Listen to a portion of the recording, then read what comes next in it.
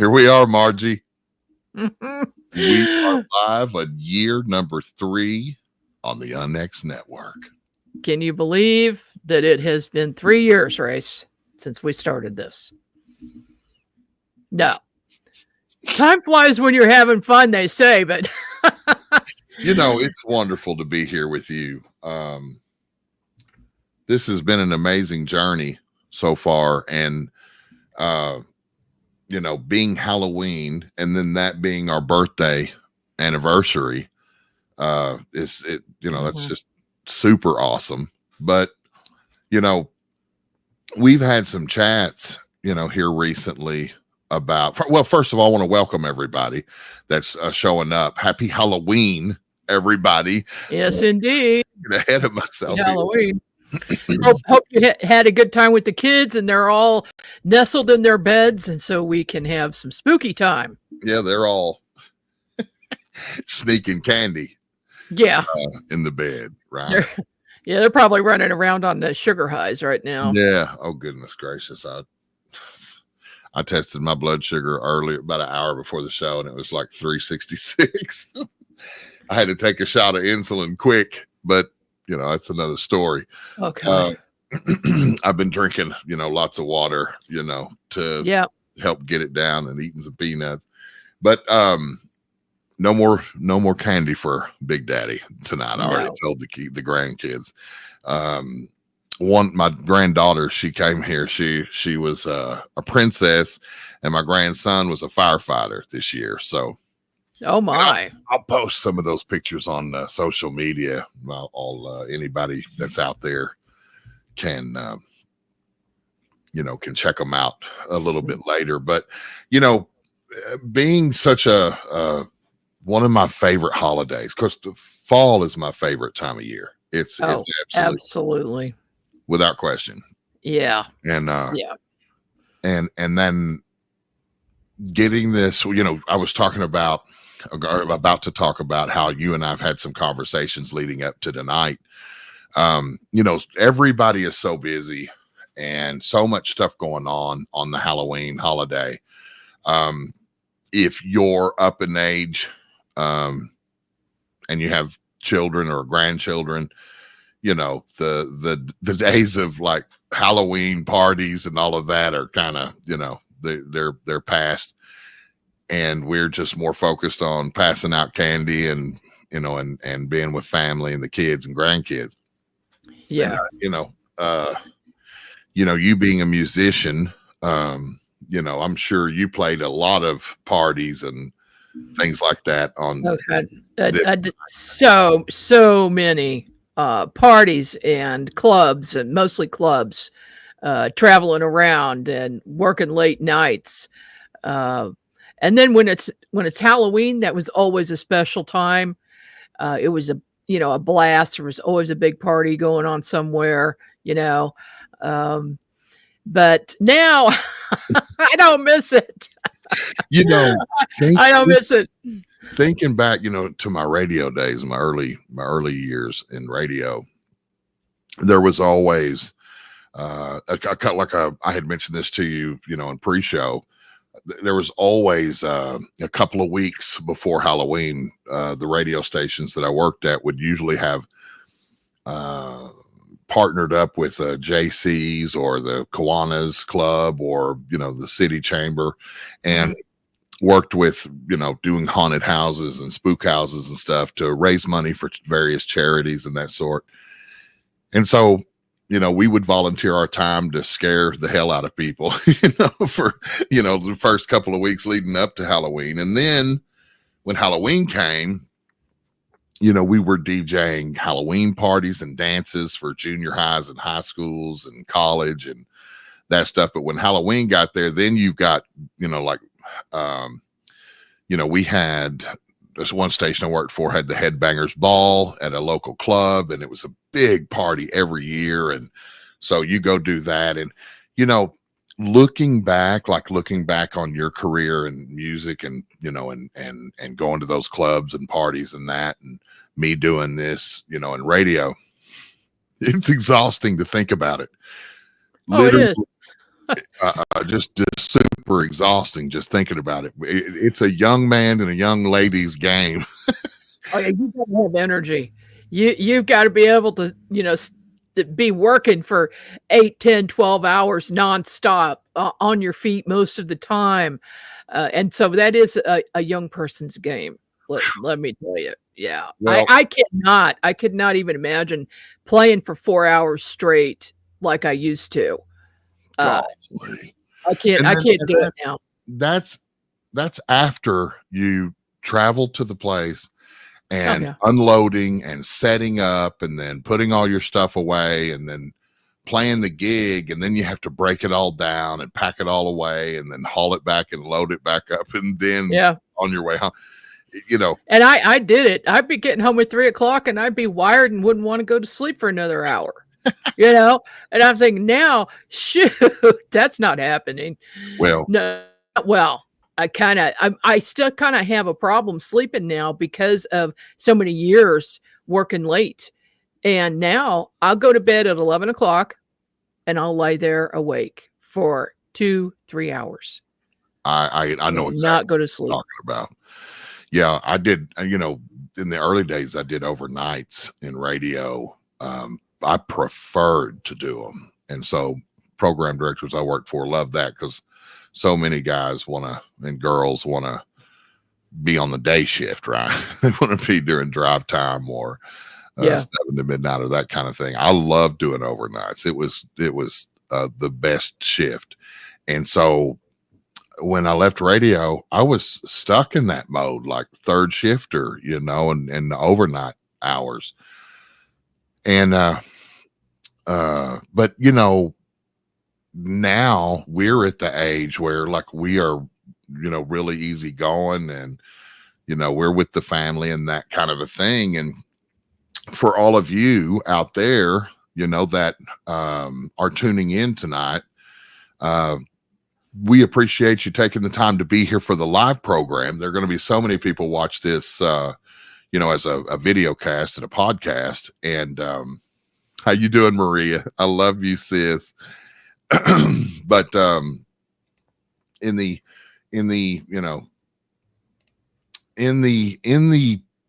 crest of this night, such a wonderful holiday, I think. Mm-hmm. Everybody gets to express themselves in so many different ways, and it is such a rich tradition that we've really got to work hard to hang on to it, because traditions are kind of going away, right? So I love it. Yeah. When you proposed to me to get this station off the ground on October 31st, yeah, I was so happy about that, but it was really it had to be that day. I had 30 days to do it. Well, we had planned the date about 3 months ahead, but just really getting down to the wire, getting everything ready was kind of crazy. It was when you told me that you wanted to launch on Halloween, it was like September 28th. Oh, really? Yeah. I did not remember that. So I only gave you 1 month. Oh gosh. There was like 32. Well, we had a lot to do. We had to line up shows. We had to get the graphics ready. We had to get intros ready. I mean, yeah, it was a little insane. It was something I had been thinking about for a long time, and it just happened that things worked out because, of course, you and I had worked together for some time before that on other projects. Yeah. And, and I just knew you were my guy. That was it. You got the radio voice, and your skill and talent in the industry is bar none. So, thanks for sticking with me, Race. I appreciate it. Well, Margie, I wouldn't have it any other way. I thought I was getting out of the game when I left my former business in the industry, and after 10 long years, I thought I was going to have a bit of a fallback and a little bit of a break, but no. Thank you, Walt. Thank you so much. and it didn't happen. You literally made me an offer I couldn't refuse, and then I went away. I thought about it. I came back. I accepted, and then I had 32, 33 days to put together a roster. And, we working together, we got like 18, I think 18 or 19 shows. Mm-hmm. But by the time we launched on this night, we had commitments from like 18 or 19 very, very talented folks. So we were able to get Unnext Network radio and broadcasting off the ground relatively quickly, and man, it has been an awesome ride ever since. And we've got the magazine, and we've got there's so much, the conference, there's so much to how much work you put in to this ever growing business that I'm just impressed every time I turn around, Margie, at what you can do. And you have been such a good boss and a good leader and a good manager, and can't say enough about everything every facet of that you need in a leader you present. And you've got the greatest support structure, and I super appreciate you. And sometimes just keeping the train on the track is absolutely enough, because something this big is not an easy thing to just to stand up, prop up, and put out there. You have to work it every day to keep everything, all the balls in the air, keep everything running forward and running smoothly. And you do that, plus you're running another business too, and I just don't know how you do it, Margie K. But you are this time of year is a little tough, but we'll make it through. We own a chimney contracting company, and this is the time of year for chimneys. So that's it's a little insane. It's a lot of work. Needs to get them inspected and repaired, and yes, indeed. And so if anybody has any questions about their fireplace, you can always ask me. So send me an email. I know the answer. Yeah. I was lucky enough last year to have you guys come down for a visit, and I wrangled your husband into servicing mine. So you got to take advantage. He's the expert. He knocked it out in no time. Said you're good to go, and I felt good all winter every time I was burning wood. For sure. But happy Halloween, everybody. Okay. Look, we've got we've got folks that are going to be appearing tonight, hosts that are going to be coming, and some of them weren't able to make it due to various reasons. We'll talk about that a little bit later. But Margie, I think we've got one of our favorite hosts on the network. Yes, we do. Ready to go on this. We got Dan here. All Hallows Eve. Hello, you guys. Hi there. Happy anniversary. Well, thank you so much. Glad you could join us this evening. Thank you very much. How are your Halloweens? Do you guys ever go out trick-or-treating or get candy? Or I just eat candy. I don't do any. I just buy candy and eat it by myself. That's all I have. Well, yeah, I think we're a little old for that, Dan. I think we have to just go buy the candy. Yeah, I've been eating M&Ms and Milky Way bars the last week, like they're going out of stock. Well, those are good. Well, listen, happy everything to you guys. You guys are terrific. I enjoy working with you. I live in Beverly Hills, and up the street. So I'm on Doheny Drive, and right up the street right now as we speak at Doheny Drive and Santa Monica Boulevard is the famous West Hollywood Halloween Carnival. And they have sometimes, man, they have more people there than Woodstock. They've had 500,000 people. Crazy people in costumes up there, and it's like 2 miles from my house. So I'm hoping like nothing weird happens down this way. I'm a little bit south. Many years ago, I had a friend, and she said, "Come on, Dan, have you ever been to Carnival?" I'm an old Jewish man. I'm stay home. Come on, you gotta go. She dressed up like the sexy nurse or whatever the hell she dressed up on, and I did a prisoner costume, I guess it was, and she took me up there. And I was there, and you guys, I don't know, have you ever been standing in a crowd of 500,000 people? Okay. So Yes. you're packed. You're Yes. squished. Okay. So there's 500,000 people. First off the bat, I'm older than most of you. I'm thinking if I have a heart attack right now, it's a wrap. I'm gonna die, but Race, I'm gonna die standing up because you're like this. Yeah. You can't move. No, you can't move. And like, please God, don't let me go to the bathroom round. Please, God, no bathroom. He squished, and it took forever just to do anything. Now there's cops everywhere, and you know it's a lot of gay people and everything. The most spectacular costumes you'd ever want to see, you know, because West Hollywood, the gay community, they're the most creative people in Hollywood, of course. But there's cops on horses, and there's rock stars, and there's naked girls, and there's naked men, and I'm like, how am I going to get home? How am I going to, like? I was so I did it once. I've been here 45 years. I did it once. I did it. I'm never going to do it again. I would never. One trip was good. Since you lived through it, I could see the wisdom of not going back. Yeah, absolutely. One journey was enough. It was real. It was actually kind of. It was scary. I was so scared. Like, you know, I was laughing, but it was like I've never been in a group of that many people. I've been at a concert, like a festival, 100,000 people, and that was enough. I mean, but figure your festival is probably a large piece of land, right? Oh yeah. Okay. This is Santa Monica Boulevard. This is one street. Yeah, 500,000 people are in one street. I've been on Santa Monica Boulevard for sure, and you know that's packed. That would be sardined in both directions for some distance. It was. I experienced something similar to that in New Orleans on New Year's Eve. That would be. We made the mistake of planning a cruise the day after that.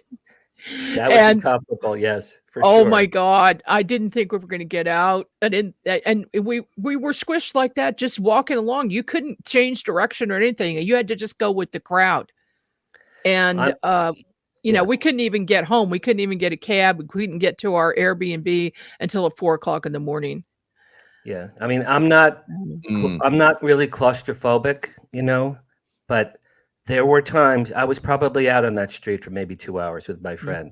And there were times, you guys, really, I was like hyperventilating. I'm thinking, just calm down. Everything's fine. There's police everywhere, and they're friendly, but you can't move. You are squished with people. And just to go 6 inches forward, you have to plan how you're going to get around, you know, the gay guy with angel wings, you know, and the women dressed up like Carmen Miranda. So you have to, you really have to maneuver your way through there. I have a ghost story for you guys, if you'd like to hear it. I was going to ask you if that was your spooky story, if you had something else. No, that's my Halloween story. That's my. You can tell I'm not a huge fan of. My daughter's out with her friends. She loves Halloween, but it's not really for me. So in my new book, this is my new book, My Paranormal Life. It came out a few months ago. One of my chapters in here, you guys, is called My Grandfather the Poltergeist. Okay, so this is a really great story, and I swear to God, everything I'm about to tell you is true. Okay, Race knows me pretty well, man. I'm not a BS artist. I'm pretty straightforward. About 20 years ago, I met a woman, and we fell in love, and we decided to move in together. So we got a place. It's up the street from where I am now. It's in Beverly Hills. It's a block from where I am right now. It's on Doheny Drive, and we found this beautiful 100-year-old. Huge 3-bedroom apartment. It was gorgeous, and we got it. We did the lease together. Big mistake, of course. And she moved in first, and then I was years old. That was back in the beginning. It was a 1920s building. Yeah. Wow. And Race, the molding and the wood. I mean, the detail, the tile, the original tile in the bath, gorgeous. Now, I was making a lot of money at the time. This girlfriend was working for the Sopranos TV show, so I'm like, man, I hit the mother load, right? So like together we had money, the two of us together. Anyway, her name was Branna. So Branna moved into this apartment a few days before I did. So she's in this huge 3-bedroom old apartment. There are 3 moving men out on Doheny Drive, the street, at the truck. And she, my girlfriend, is now looking around the apartment, just getting acclimated to everything. And as she's walking, she hears, Joe. And she turned around and she hears, Joe. She heard it twice, like, Joe. So she calls me. I'm at work at my office. It was in Hollywood at the time. She goes, Dan, the craziest thing just happened. I said, what do you mean? I'm in the new apartment looking around, and someone called out, Joe. And I said, well, it has to be the moving men. Clearly, it's the moving men. She goes, Danny. She goes, they're out on the street. I can see them. They're on the street. There's no one here in this house with me. I'm alone. Okay, that's number 1. All right, there's a series. I wrote them down. Okay, then a few days later, I then moved in with her. So now we're living together. A couple nights after I'm there, we were watching American Idol. It's the only time I've ever seen that show in my life. I saw one time ever. It's the night I moved in with her in that apartment. We're watching American Idol. As we're watching it in the big living room, the dining room was next to us. And we hear like a plop and a thud. There's like a plop, thud in the dining room. So I'm like, what the hell's that? So I get up. I go into the dining room. For days, we had this large bag of kitchen supplies in the dining room, untouched, just a large paper sack filled with things. At the top of it was a kitchen sink dish rack, you know, the thing with the slots. It had been laying up on the top of this package for a week, just untouched. It had popped out of the bag, turned upside down, and moved three feet in front of the bag, and now it was upside down from the bag. It had escaped. A kitchen sink drain thing had escaped from a paper bag. So I'm looking at it. I'm like, I go, Brandon, was there an earthquake that I missed? Like, was there a breeze? Did something happen? She goes, no earthquake. So this thing had popped out. Okay, that's number 2. Now the story gets way better. A week later, same apartment. My girlfriend's making dinner in the kitchen. I'm in the big living room. We have a beautiful fireplace. You know those decorative matches, like for a fireplace match? They come in that long tube, right? They're like, you know, like a foot long matches, right? Yeah. They're in a canister, right? So I had had a brand new canister. I took one end off, you guys. Now a normal person would have picked 1 or 2 matches from there and just gently slid them out. I grabbed all 50 matches, all 50. I pulled them out of the canister so fast and hard. They lit up in my hand. I have a torch in my hand. There's a torch. Oh my God. 50 matches. Oh my God. Now I don't have a lot of hair, as you can see, but I figured my eyebrows are going to go up, right? My nose hair, like I'm holding a huge torch in my hand in my living room, and I'm like, what the hell did I just do? I couldn't believe it. I was frozen, and I swear to God, this next part is true. I'm staring at this torch in my hand, out of my left eye, from the dining room, flying through the air, from the dining room, flying through the air. Dining room, living room is this big bluish gray blob ghost thing. It's just a ghost thing, bluish gray. It just was flying, man. It was flying from the dining room, flying toward me. I see it in my left eye. I go, what the hell is that? What the hell is that? It's flying. It's flying. It grabbed, I swear to God, it grabbed the torch out of my hand. It pulled it out of my hand, and it threw this torch into the fireplace. What? I swear on my daughter. And now I'm looking at the fire. I'm like, what the hell just happened? My heart's beating, right? I didn't throw, because I was so shocked by Where was your girlfriend? She was in the kitchen making dinner, two rooms away. I was so shocked by this torch, my stupidity. I was so shocked. I was frozen. So, and you guys, I felt it. It pulled this. It took it from my hand. It pulled it out, and then it threw it into the fireplace. And then this ghost like flew through the living room wall. It just went into the wall.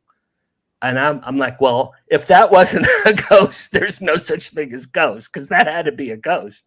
It was crazy, right? Oh my God. That is the wildest ghost story I've ever heard, and I've heard thousands of them. Okay, I have more. Wait, there's more. I'm just warming up. And these stories you're telling us now are in the book. Yeah, it's in the chapter called "My Grandfather the Poltergeist." It's in my book, My Paranormal. Okay, so that's the fireplace story. Okay, now everything progresses much more quickly. A week later, I'm sleeping with my girlfriend in the master bedroom. 3 a.m, we hear crash, really loud crash. We open the master bathroom. Something had taken a tall drinking glass of water that my girlfriend had by the toothbrushes and had lifted it in the air and had hurled it onto the ground so hard, you guys. It was a million shards of glass. It wasn't just a few pieces. It was smashed into a million shards of glass, all on the floor, 3 a.m. So we're looking at this. I go, what the hell is happening here? She goes, I have no idea how that could possibly have happened. Okay. Now it accelerates more. At this time, I've been divorced forever. At this time, my kids were 12 and 14. My daughter was 12. My son was 14. They used to come see me on the weekends at this apartment. Each of them had their own room. So the next weekend after the glass, my son's in his room, my daughter's in her room, and me and my girlfriend are in the master bedroom. Middle of the night, everyone's sound asleep. Middle of the night, I hear from my son, Dad, there's somebody in my room. There's somebody in my room. Now, if you're a parent, I flew out of the bed literally I flew out of the bed from a dead sleep, ran into my son's room. He's standing up. He's shaking like this. Now, he's only 14. He goes, Dad, there's someone in my room. So I opened the light. There's no one in there, right? He goes, Dad, someone was knocking on my walls. And then she shows me like this with his fist. He goes, knock, knock, knock, knock, knock, knock, knock, knock, knock, knock. And he did it, said it was all around the room, 360, every wall in the room, 360, including the glass on his TV screen, which I thought that was interesting. Something had been knocking on my son's walls in the middle of the night. He was scared, you guys. He was shaking. Now, I said, Jordan, I believe you, because my son's not a liar. I go, he's a little kid. I go, I believe you. Yeah. I absolutely believe you. I go, something weird is happening here. Go back to bed. Let's try to relax, right? Go back to bed. I'll leave your door open for the rest of the night, and we'll talk about it in the morning. Okay. We all go back to sleep. The next morning, me, my girlfriend, my daughter, get up early. We're down the hall. We're in the kitchen making breakfast. My son is sleeping. As my son is sleeping, we hear slam, and his bedroom door slammed closed really hard. And he goes, Dad, somebody just slammed my door closed. Oh, no. I ran down the hall. I go to open it, you guys, the knob on my son's door. I go to open it, and it was somebody on the other side was like pushing it against me. And it wasn't my son. Do you know what I'm saying? It was unlocked. Something was pushed, didn't want me to open my son's door. So you could turn the knob and release the latch, but you could not force it open. For 10 seconds. Oh my God. 10 seconds, I'm like, who the hell is leaning against this door right now? So finally I pushed it open. My son is sitting in bed. He's like this. He's like, Dad, somebody slammed the door. I go, Jordan, clearly I know it wasn't you. You were sleeping. So I got so pissed, you guys. I said to my family, we have to do something right now. I had a Ouija board, and I don't suggest this lightly, but I had a Ouija board. I said to my family, we're going to do a Ouija board right now, the 4 of us. So we get on the floor, me, my girlfriend, my son, my daughter. We lay out the Ouija board. The thing that moves, the plastic thing, is called a planchette. You probably know that. It's called a planchette. So me, my girlfriend, my son, my daughter, right? We all have our hands on the planchette. Okay, now here's where the story really gets great. Okay, I'm the leader of this thing. Now I'm pissed, right? Because my poor son, man, he's pale and he's really upset. I said to this planchette, I go, is there a ghost in my house? Yes, right away. Yes. Okay. What's your name? Joseph. I go, okay, it's interesting. Joseph. I go, Joseph, where are you from? Now I'm going to get the chills when I tell you this. Joseph, where are you from? The thing wrote, Syria.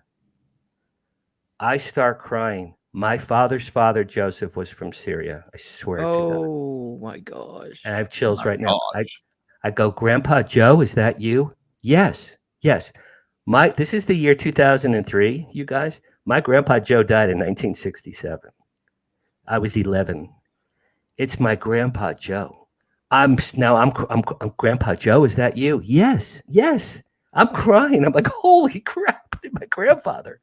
Then I go, why are you here? and it wrote Jordan, my son, Jordan. I said, what do you want to do with Jordan? And it wrote to teach. My grandpa Joe was an Orthodox Jewish Hebrew school teacher, okay? He wanted to teach my son Jordan Hebrew. Think about this. I was 11 when he died, so he never met my son. He came to teach my son Hebrew from the other side. How's that? Then I said, Grandpa Joe, how long have you been here? And then he wrote, you guys, in Hebrew. He wrote a phrase in Hebrew I had translated. The phrase was, I am a stranger here. Okay, so now I'm crying. My kids are crying. My girlfriend's very upset. They're all saying, Dad, we got to get this ghost out of our house. So then I said, Grandpa Joe, I love you. I miss you, because I was very close with him. Okay, I love this guy. I said, you need to leave. You're scaring my family. You're scaring me. I hate to do this. I said, please, with love and respect, I need you to please leave my house. And then it wrote yes. Okay, it went yes. And then that was it. And I lived in that house for another year, you guys. Nothing ever happened ever again. That was it. Wow. Now, if that wasn't my grandfather, it was pretty good, right? It was pretty good. He wrote in Hebrew. Yeah. His name was Joseph. Yeah. And he was from Syria. Now, remember at the beginning, my girlfriend heard Joe. Right? Yes. Well, right. Joe and Joseph. Uh-huh. So now the question is, and I know we have to wrap, when my girlfriend moved in and heard Joe, either my grandfather was announcing himself, I'm here, I'm Joe, or another ghost was in my house saying, Joe, is that you? Welcome to the ghost club. So Joe and Joseph, it was all the same ghost, right? It was the same. Is that crazy? That is wild. It's the most wholesome Ouija board story I've ever heard. That is great. Oh, and then my daughter said, Dad, you got to throw. My daughter literally walked me to the trash in the back alley and she said, Dad, you're throwing that Ouija board away. She made me. She goes, I'll never speak to you again unless you throw it away. I had to throw the Ouija board away. Dan, that, I'm trying to remember and I was doing this while you were talking too. Trying to remember the show Paranormal Ghost Stories or something. And, they had all these people from Hollywood telling these stories. Yeah. And there are some quite old buildings that a lot of this energy still exists in these buildings. And, you're the man here at the Unnext Network that brings Hollywood to the paranormal and to all of us out here. And so, Dan, look, thank you so much. Thank you for being here. Thank you for telling us your stories. Thanks, for putting them, down in a book that we can go get. Show us the book again real quick. I hope everybody goes out and gets. My mother goes, how are your book sales? My mother's 90. How are your book sales? Please, I always do he has 90. My mother's sharper than the three of us combined. My Paranormal Life's on Amazon.com, of course. Okay, fantastic. Thank you so much, Dan. Dan, where was that? My Paranormal Life. The subtitle is Supernatural Stories from a Hollywood Insider. These are all true stories. Ghosts, voices I've heard. You guys, I fell off a sign when I was 5 and a gargoyle saved my life. That's you guys. You don't even know me. You guys don't even know me. I have stories you haven't heard yet before. Amazon, I can't wait to dig off into them. I want to get me a signed autograph copy. So. Oh, I'll send you one. I have your address. Right? I'll send you one. You do. Well, I need one too. Okay. All right. I'll send you. All right. Now I have to send. All right. I mean, like there's something touching me on the back of my neck. I got my little back scratching over here. I'm like, what the world? Oh, if you hear, is that you, Joe? Then you'll know. Yeah, anyone who hears Joe, it's just know it's Joseph Ferrari from Syria. Yeah, you're Dan's grandfather. Joe. Yeah, Grandpa Joe. Okay. Dan, look, thanks so much for being with us, man. Thursday nights at 8 Central. And, it's a pleasure to have you. You're a super cool dude. I'm so glad that I've got to know you. And I'm lucky to get to work with you every week. And we love you to death, brother. So That's very Thank sweet. you for taking the time to come hang out with us on Halloween. Happy Halloween. Happy anniversary. Margie, thank you for the opportunity. Race, you're my brother, and I love you. I'll see you guys later.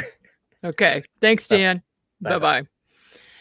All right. Super awesome. Super Oh, gosh. awesome. I don't think anyone can top that, but we'll see. We'll see. Maybe they can. We've got Violet here now. Violet, of course, is my executive assistant, and she is our blog writer. She does so much for us. I keep her so busy. Welcome to the program, Violet. Happy Halloween, guys. Well, happy Halloween, Violet. I wish we could see you. I know it's just too dark in this house.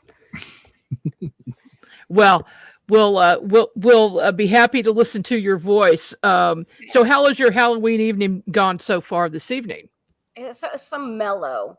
Our grandson came up in his Spidey costume, and he's been wearing it for probably about 3 weeks now. I came up with this bucket. I put some candy in it, and I said, what are you going to wear tomorrow? And he said, I don't know, Grandma. I said, well, tomorrow is not Halloween anymore, so we're all done with costumes. I said, you can't be Spidey anymore. And he says, well, I do have a Maui costume. So I suggested blue jeans and flannel, but he's thinking he's just going to go to a different costume since Halloween's over. Oh my gosh. Oh my gosh. He's so cute. He's 3 years old. Yeah. Smart as a tack. Kind of scary smart, actually. Yeah, scary smart. Yeah. But what is your scary story you're going to tell us tonight? Something true that happened to you. Yeah. Okay. So, we talked about this earlier today, and there was one story that I promised I would share. And then I actually have 2 others. One's really short. I'm going to start with the short one because you're a little bit connected to it. We have our friend here at the house, Bob. Oh, yes. And yeah, Bob. So Bob is nefarious, and he's just kind of happy. You got to remote view him, and I think what happened is we find a lot of artifacts on our property, and we've brought some to the house, and there's been a few that I just kind of had that feeling I shouldn't have, and I should have returned them back to the creek area where I found them. Mm-hmm. But for whatever reason, Bob stuck, and my dad came out this summer to do some videography for an upcoming documentary that you're working on, Margie. Mm-hmm. And we brought a lot of people into the house, and we don't usually have a whole lot of people in the house at once. Every now and then we do, but for whatever reason, Bob was apparently stressed about it. And after everyone left, one of my dad's video cameras, out of absolutely nowhere, basically flew halfway across the room and crashed into a bunch of pieces. So we have to be a little gentle with Bob. Yeah. I remember remote viewing that. I saw him standing in the corner, I think on the landing of your stairs. Is that right? That's where the dogs like to sit and stare at something that I don't see, but they do. Mm-hmm. See, that's a perfect example of why I don't ghost hunt. That's a perfect example of why when people start talking about we're going ghost hunting, I'm going to, play golf, or I'm going in a different direction because, if some, just like Dan talked about how he could feel this thing pull those bundle of matches out of his hand and throw them into the fire. Wow. If these things can manipulate things in our physical world, right? When does the scissors and the knives and shit start flying? And if I can't throw a knife back at them and do any good, I'm not messing around. That's why I go. Yeah. Violet, you know what I mean? When they can start messing with stuff like that, that's when I start having palpitations and I start getting sweaty and chicken skin and start heading out. Yeah. Yeah, that's the one thing I know I'll never ask Grace to do is to go on a ghost hunt with me. Waste of breath. Waste of time. Well, one of these days when you come to visit us, Race, we'll just keep everything nice and chill, and we won't have any issues. We'll be just fine, I think. I mean, you could probably lure me into something without me knowing it because I'm so, like not with it sometimes. Just walk into a place and then all of a sudden, stuff starts flying. But, it's just not the UFO stuff has been enough to keep me in my hobby and my interest well sustained. But it has introduced me to so many, like you and Margie, so many people that have these abilities, and that and I'm super thankful. Michelle Roos here on the network, like I produce her show every week, and I mean, I literally sit here and I get my arms look like I just had feathers plucked off of me. I just can't imagine being in the pitch dark with this stuff going on. Like it's beyond me how someone can consciously wander into these places. And I don't care if you've got an EM detector or a 357, you know what I mean? Like if I can't put a shotgun shell through it, I don't want to tangle with it. Well, I'll keep that in mind if you ever come visit. Yeah. Okay. All right. So my main story is I have two bigger stories. The first one is what my mom actually told me recently. And what really surprised me about it was that she only told me because of my work with the Onyx Network. I think she didn't realize that it was something I would find value in. And so that's why she never shared it. But working with Onyx kind of gave her license to feel like it was okay to share this story. And it happened almost 30 years ago. That's a good thing, Violet. Yeah, it's a good thing. And so almost 30 years ago, she was taking a train trip. She was actually coming to visit me. I was living 4 states away from her at the time. And on her train trip, she made a friend. And this friend that she met had shared with her that her mother had died recently and she was grieving. She was really struggling with the grief.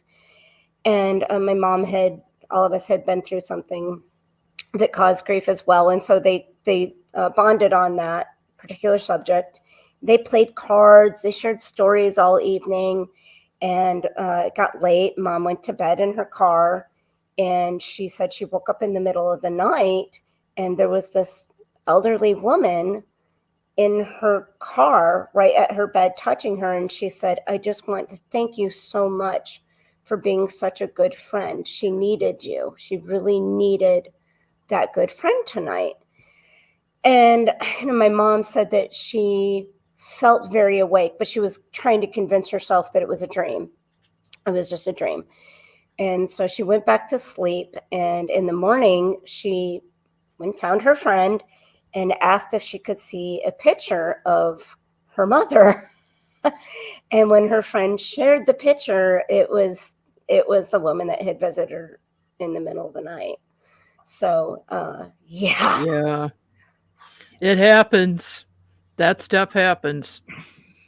It seems that spirits of people who have crossed over that are family members are there all the time. They're like guardians for the families. I'm finding this a lot because I do a lot of readings for people, and I will see that their grandparents or great-grandparents, even if they've never met these people, they are guardians of the family. And when there's something coming up, they try to warn them. They'll tell you, don't go a certain way when you're driving, or just warn you about certain things. And I know, Violet, you've had a couple of things happen lately you told me about where you just had a sudden feeling that you should knock something over.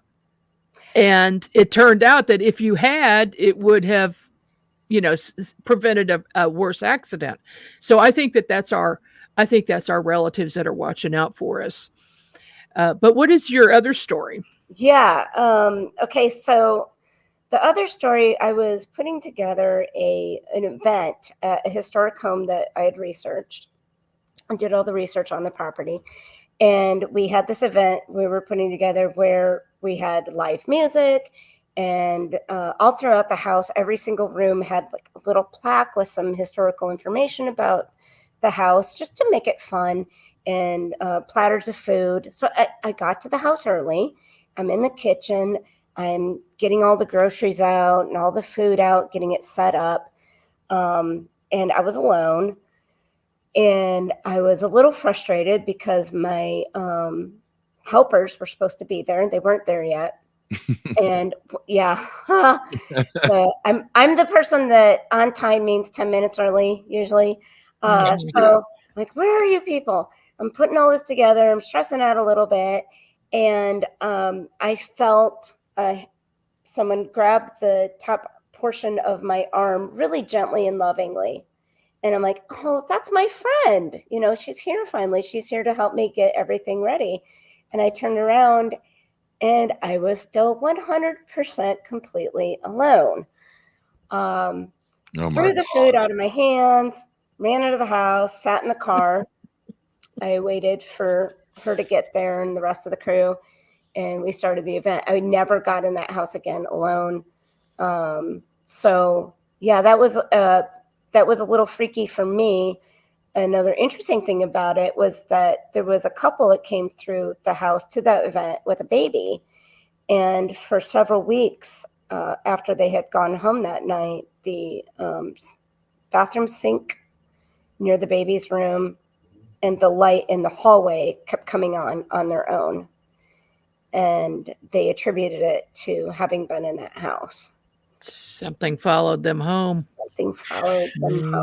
Yeah. So they, as I understand, they just blatantly told it was not welcome and it had to go away. And that was the point that the light issue and the sink issue stopped. Yeah. That is the way to handle most incidences like that, is to just firmly say, this is my house. You're not welcome here. You need to leave. It's time to go. 90% of the time it works. My only concern is that I just, as someone who works so hard for historic preservation, I just we need to find a way that people can still go to our amazing historic houses without picking something up and taking it home. Well, there are ways, but then the problem is not everybody's going to be open to it. Not everybody's going to realize, you could be walking into a situation where there is a spirit there that might want to follow you home. A lot of people won't even believe it. Well, we have just created a testament to the fact that they need to be consciously aware. I wonder why that is, you guys. I wonder why you can just say, I don't want you here, get out, or that something like that. And they head out when they don't have to. It would seem, if they, or maybe they do, maybe they have rules. Well, kind of. I tell you what I think it is your own power and energy. If you are more powerful than them, they will exit. Huh. So it's a matter of mindset, really, in my opinion. I believe that probably is it. Mm-hmm. I mean, that it seems logical because I believe that, the more that I have sat back here in the studio, engineering and producing for 15 years straight in this alternative field of, all these world mysteries, hearing these stories and trying to wrap my brain around it, the one thing that I come out of all of this with is from the double split experiment, the double slit experiment, all the way to, quantum physics and spooky action at a distance. Everything, I believe, is wave based, wave energy, wave platformed. And certainly I think the human beings are sort of like these creatures that sort of, kind of walk through the world, this dimension that we're in. And we're sort of like tuning forks, and some of us tune into things that others never get to and never do. And then some of us have sort of a higher frequency. Margie, I've told that story so many times of this very room that I'm in right now. You walking from over here through the door over here in the studio, right over here. And you walked around behind me and there's a chair just still sitting right back here behind me. I don't know if you can see it, but it's right here. Mm-hmm. You got that chair and you slid it right over here or picked it up and set it over here. But I was sitting here doing something and I didn't have a screen like I do now that has us on it and I can see behind me. I just was tasking something right here on the counter, on the mixer here. And I had a ringing that started in this ear. It was just like, it got louder and louder, and it passed right through my head, and faded out over here, and then just kind of stopped there. And I was like, what in the world, you know what I mean, was that? It was so loud in the middle, and it faded in and faded out, faded in, faded out. And it was you. Your signal, your vibration, your energy is exactly why you're all time fouling out phones and computers and laptops. And it's almost like I don't want you even coming around the table. Stay over there at your table. Yeah. I know. Come over there. I'm trying to DJ the Halloween party, and then Margie comes over and sits down, and all of a sudden I can't put another song on. I break stuff all the time. Everybody's standing on the dance floor. They're all looking at me like I'm an idiot, and I'm like, I don't know what just happened. All of a sudden, I have to go back and reassign a bunch of stuff. And that's why you wanted me to keep me away from the DJ table at the conference. Okay, now I understand. Out there on the dance. Gosh, you were on the dance floor a lot this year. It was great. It was cool. Well, Violet, I know we're past Violet's bedtime. She's an early. She gets up at 4 or 5 in the morning. Yeah. But oh my God. You heard me knocking. I'm on the damn. Oh my God. Okay. Sorry, guys. I'm sorry I screamed and probably blew your ears out. My son-in-law just came in here, snuck in the building, and stuck this in my face.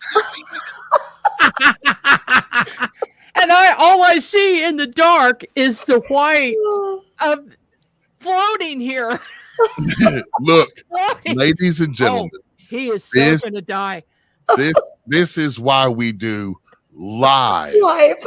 This is why we do live.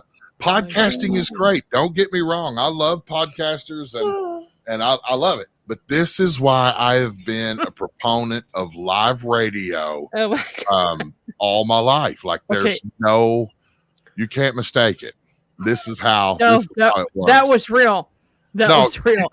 He didn't scare just you. He scared the shit right out of me too.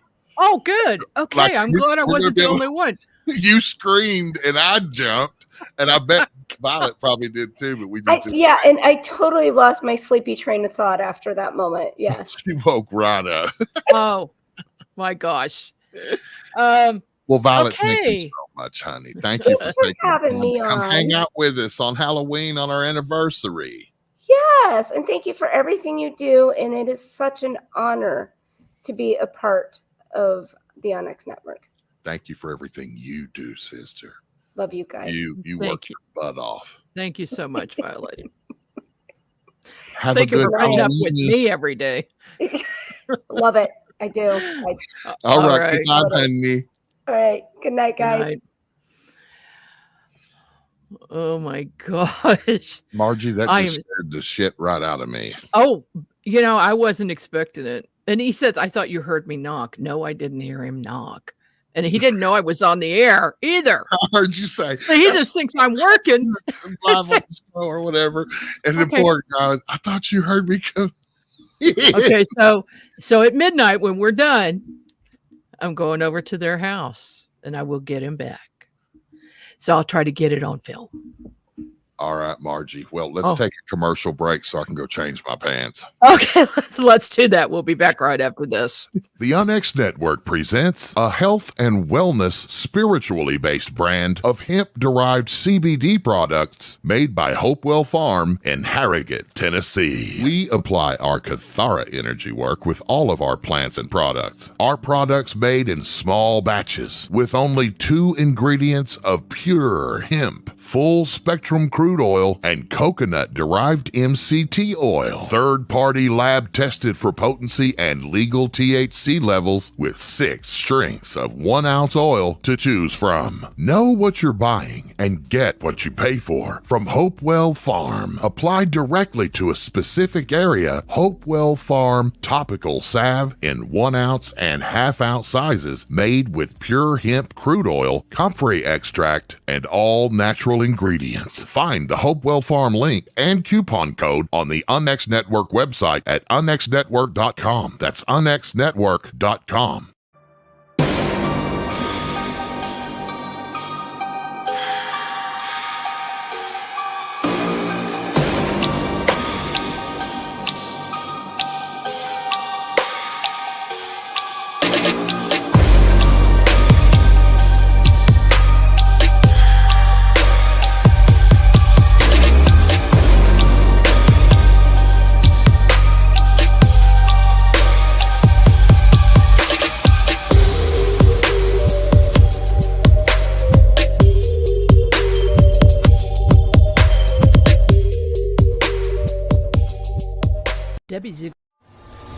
Debbie Ziegelmeyer is an experienced dive trainer, and UFO investigator who has researched sites around the world that have water-related UFO activity. We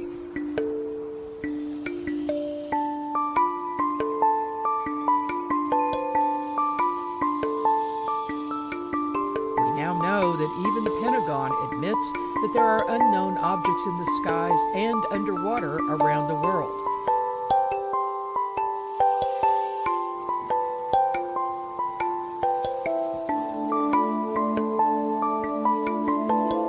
Debbie compiled an amazing book to catalog many of these sightings. The Alien Colonization of Earth's Waterways, a reference guide to UFO, USO, water-related activity, has received rave reviews by UFO researchers and the public. The book is available at Amazon.com.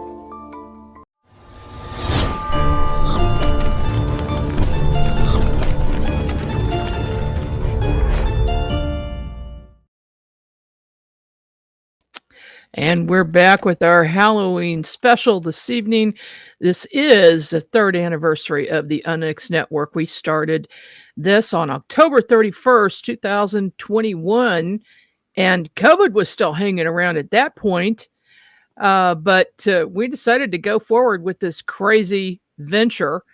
And so tonight we're talking with several of our show hosts and our staff, and they're sharing their spooky stories with us. And up next we have Jamie Voss-Love. Welcome, Jamie. Hello. Thank you. Thank you for having me. Well, sure thing. How are you this evening on this Halloween night? I'm doing great.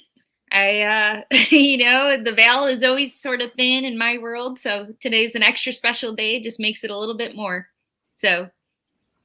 Yeah, absolutely. Yeah, the veil is thin right now. And we are going to be talking about that this evening for sure. But do you have a special story you'd like to share with us?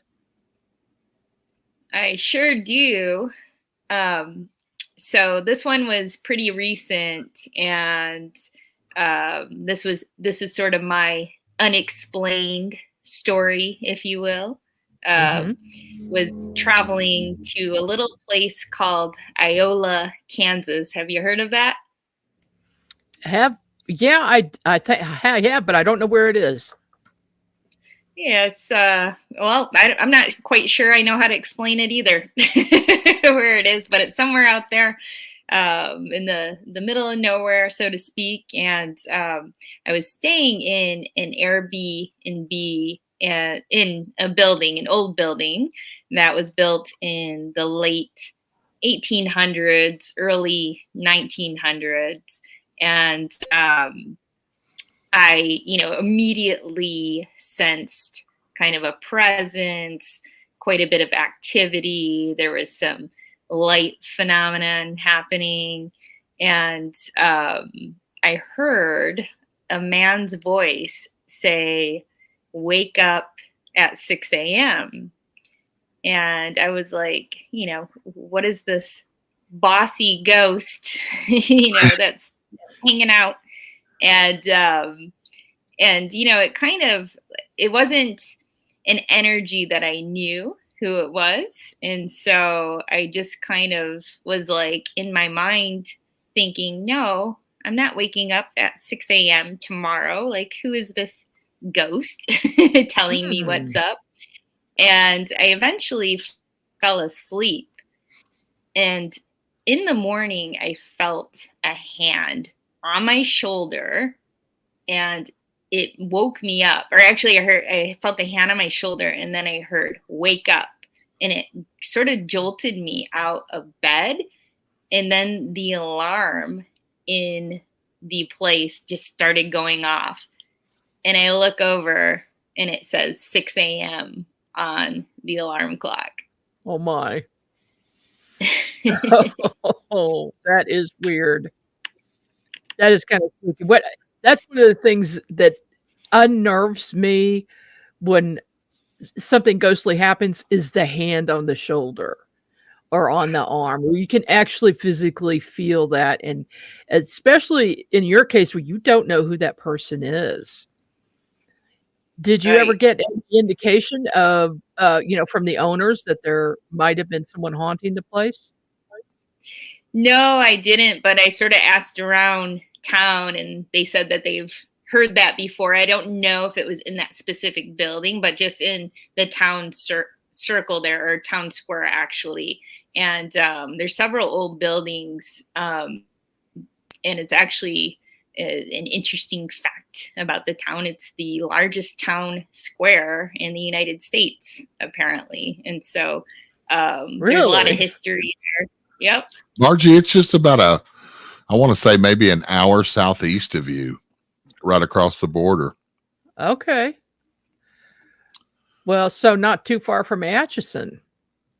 It's east of Wichita, like. It's east of Wichita. Southeast of Wichita. Yeah, a little bit. Well, that's going to be 4 or 5 hours from me. I'm in Kansas City, so it's way north of there. Yeah, but, I probably would. I wouldn't say that far, because it's 5 hours from here, and it's north of me. So it's probably maybe an hour. It's not too far from me. Well, Jamie, when you left that place, did you get any feeling that anything followed you home? I did my protocol of clearing and Palo Santoing. I try to, not take them home with me when I could help it. If I visit a cemetery, that can definitely happen. So. Yeah, absolutely. I was raised there was a cemetery right down the street from me as a kid, and that's where we had all our fun. I probably got a whole legion attached to me for my whole life, because I don't know nothing about how to keep them from latching on to you. Just go into the cemetery. Yeah, just play and frolic and everything else. Like, it's just it was a wonderful childhood. Trust me. Wow. Well, speaking of childhood, being a medium, it's used to kind of having these experiences, but there was, we used to play with the Ouija board. I don't know if you guys did that, back in the day. We had one. Mm-hmm. Yeah. And so that was always fun. I always felt like it was phony.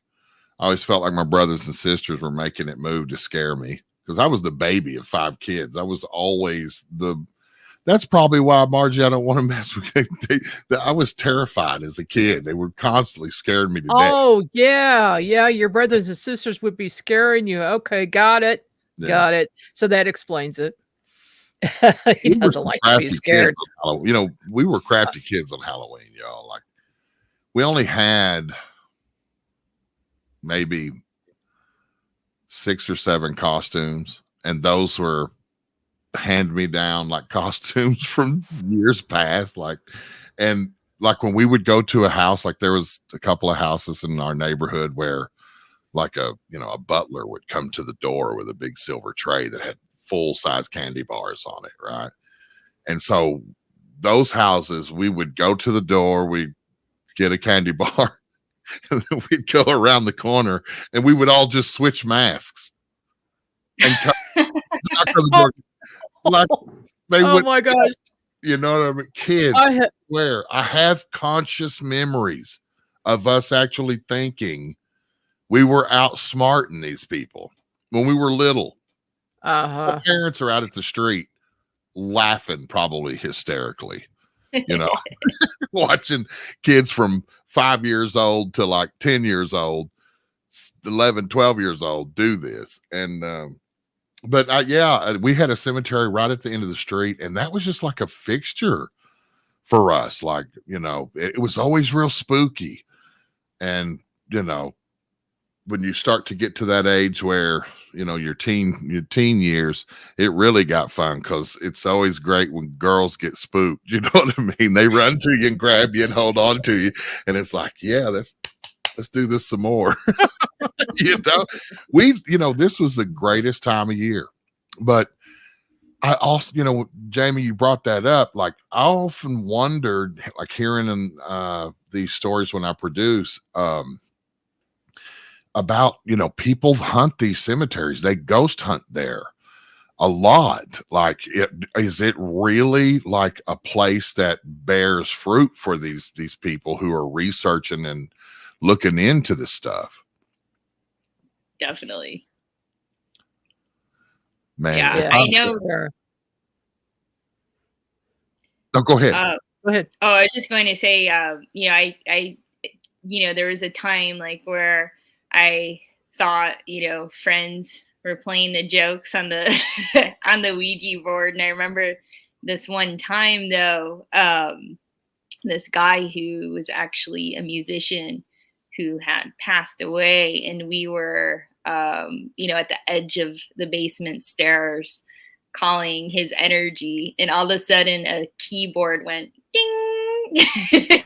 Oh my Nobody was anywhere near it. And from there, I think I stayed away from cemeteries and everything for a little bit, because I had to go through that period. I don't blame you. Speaking of cemeteries, Jamie, have you been to Stull, Kansas, to the Stull Cemetery? I haven't yet, but it's on the list. Is that a good place? Whoa, it is supposed to be the gateway to hell. And let's go there. Now I know Race will not be going. I did stop by there on my way home one time from a conference. I was driving through Kansas, and I was just a little bit out of the way, so I went there. They've got signs, huge fence signs, no trespassing, we will call the police, you're on camera, all of this. So you're not getting in the cemetery, but there's this little place where you can park outside the fence. So I thought, well, let me just see what kind of vibes I get from this. So I step out of the car. I didn't really know anything about it except what it's supposed to be, and it's a huge place, and there's a big hill. And over on the far right side, up at the top of the hill, I was sensing a very dark energy. And I couldn't identify what it was. It stayed there the whole time. It didn't move. And so I took a few pictures and I ended up leaving. Well, when I got home, I did the research. And apparently, there's a legend that there's a stairway that goes beneath this little building. And there was a building there, a small building. Stairway goes down to hell, or the devil comes up out of it if you sit in a certain chair. And that a lot of weird things have happened, including missing people who have gone there and not come out. Well, I didn't think it was that bad, but apparently it is. So I have remote viewed it a couple of times since then, and I get a really, really creepy feeling. I don't know exactly what it is, but it's something very negative. So something negative has happened there. Maybe somebody was murdered there or something, just kind of craziness, but Stoll is very serious about not letting people in that cemetery.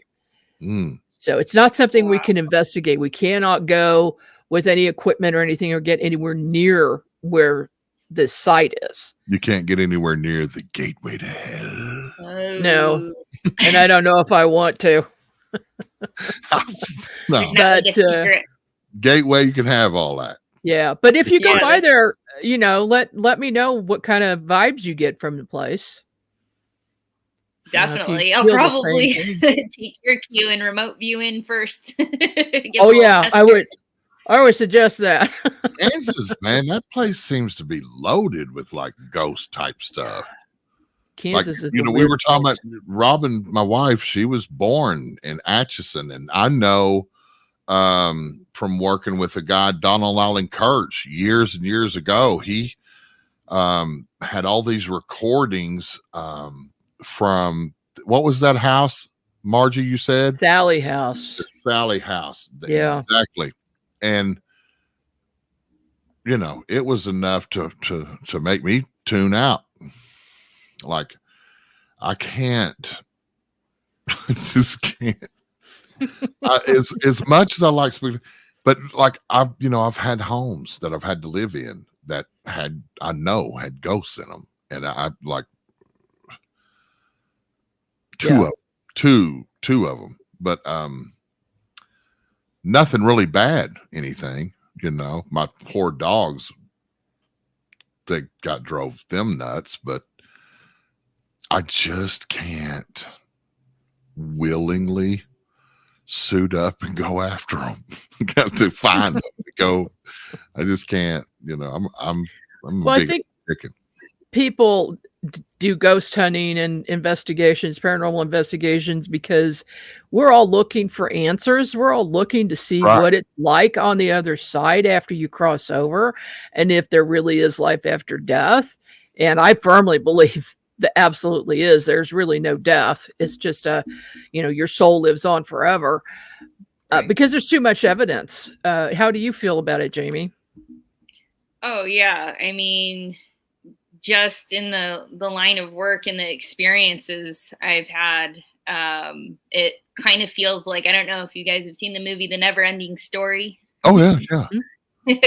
But just not so much the movie itself, but just the title of it, it's never ending. We go on and on. Yeah. Well, I tell you, hats off to you, because just hearing that story a minute ago when we had Danny on, and then Violet. I mean, I swear I keep this stick close. I felt something on the back of the neck, and I was like, like I can't. I just thought of that, and I had a cold chill. I seriously, you guys, this stuff's it's just super spooky, and I love to be spooked. I love to be spooked, like not like when Margie screamed a minute ago and scared me to death, but I mean, I like watching scared me to death. Like Nightmare on Elm Street, and that what you're getting into ahead of time. You know what I mean? When you watch a spooky horror movie or whatever.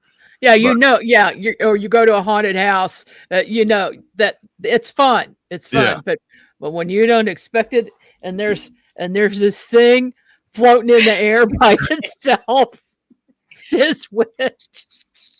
Oh my God. He is so going to pay tonight. Oh my gosh. I am going to film it. I am going to scare the bejesus out of him. I can't wait to go back and on Twitch or YouTube or Facebook and watch that go down. It's going down. I'm going to get my daughter involved. She'll help me. Man, Jamie, thank you so much, man. Yeah. Thanks for being on with us tonight. You know, my pleasure.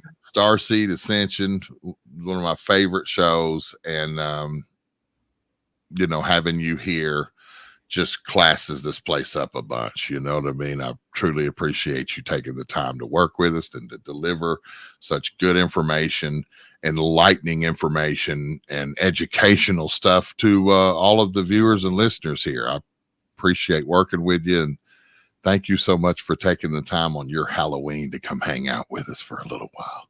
Mm-hmm. Yeah, thank you guys so much. You guys are both great, and have a wonderful evening. Okay, you too. Thanks, Jamie. Bye-bye. She's the best, Margie. Oh, she is. She's got a fantastic show. She has some of the most awesome guests. Yes, and she's had extremely awesome experiences herself. So she delves into UFOs, ET contact, paranormal, all of that. And she's very well versed in it. So yeah, it's great to have her on the show with us. Speaking of, we've got a few minutes. Race, do you want to tell one of your haunted house stories in the house you lived in? One of the houses you lived in? Oh, yeah. Well, I've told the story before, but some of you may have heard it. Probably most of you hadn't. But I'll tell this story because to me, this is the most spooky. The one where when I met Robin, we got our first house together. She was actually my neighbor in a duplex. She moved in right next door, right? That's how I met her. But then when we got together, we went and got our first house, like rented our first house together. And this house was right on a corner lot, really just a nice little 3-bedroom, 2-bath house on the corner lot. Had a little, like a little small gas station, grocery store, kind of a little neighborhood place right across the street. Had a Montessori school right across the street, and a little quiet neighborhood. Now, the main part of this house, the main structure of this house, had an old rock, like an old flagstone foundation around it.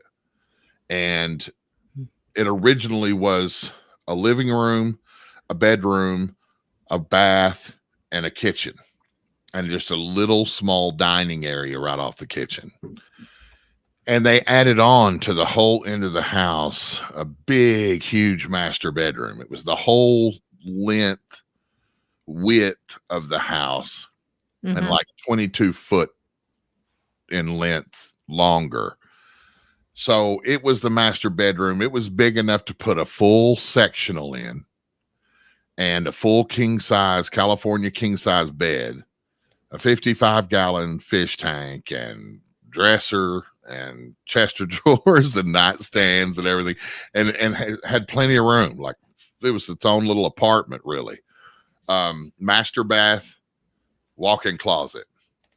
I was sitting in the very far corner end of the sectional, and it's like the sectional goes like this, right? On this wall and this wall. And the door is right here, like right here where the camera is. And the other side is the living room. And then there's this big archway that goes into the dining room and kitchen. So from my vantage point, if I leaned forward, like just like this, like just leaned forward and looked, I could see through to the kitchen. Like there was just a little pathway that showed through to the kitchen. Well, I was sitting here, you know, I'm not going to say what I was doing. I was, you know, fiddling with something. And the dog, Margie, all of a sudden, she's half golden retriever and half border collie. And she jumps up and begins barking a constant pace. Just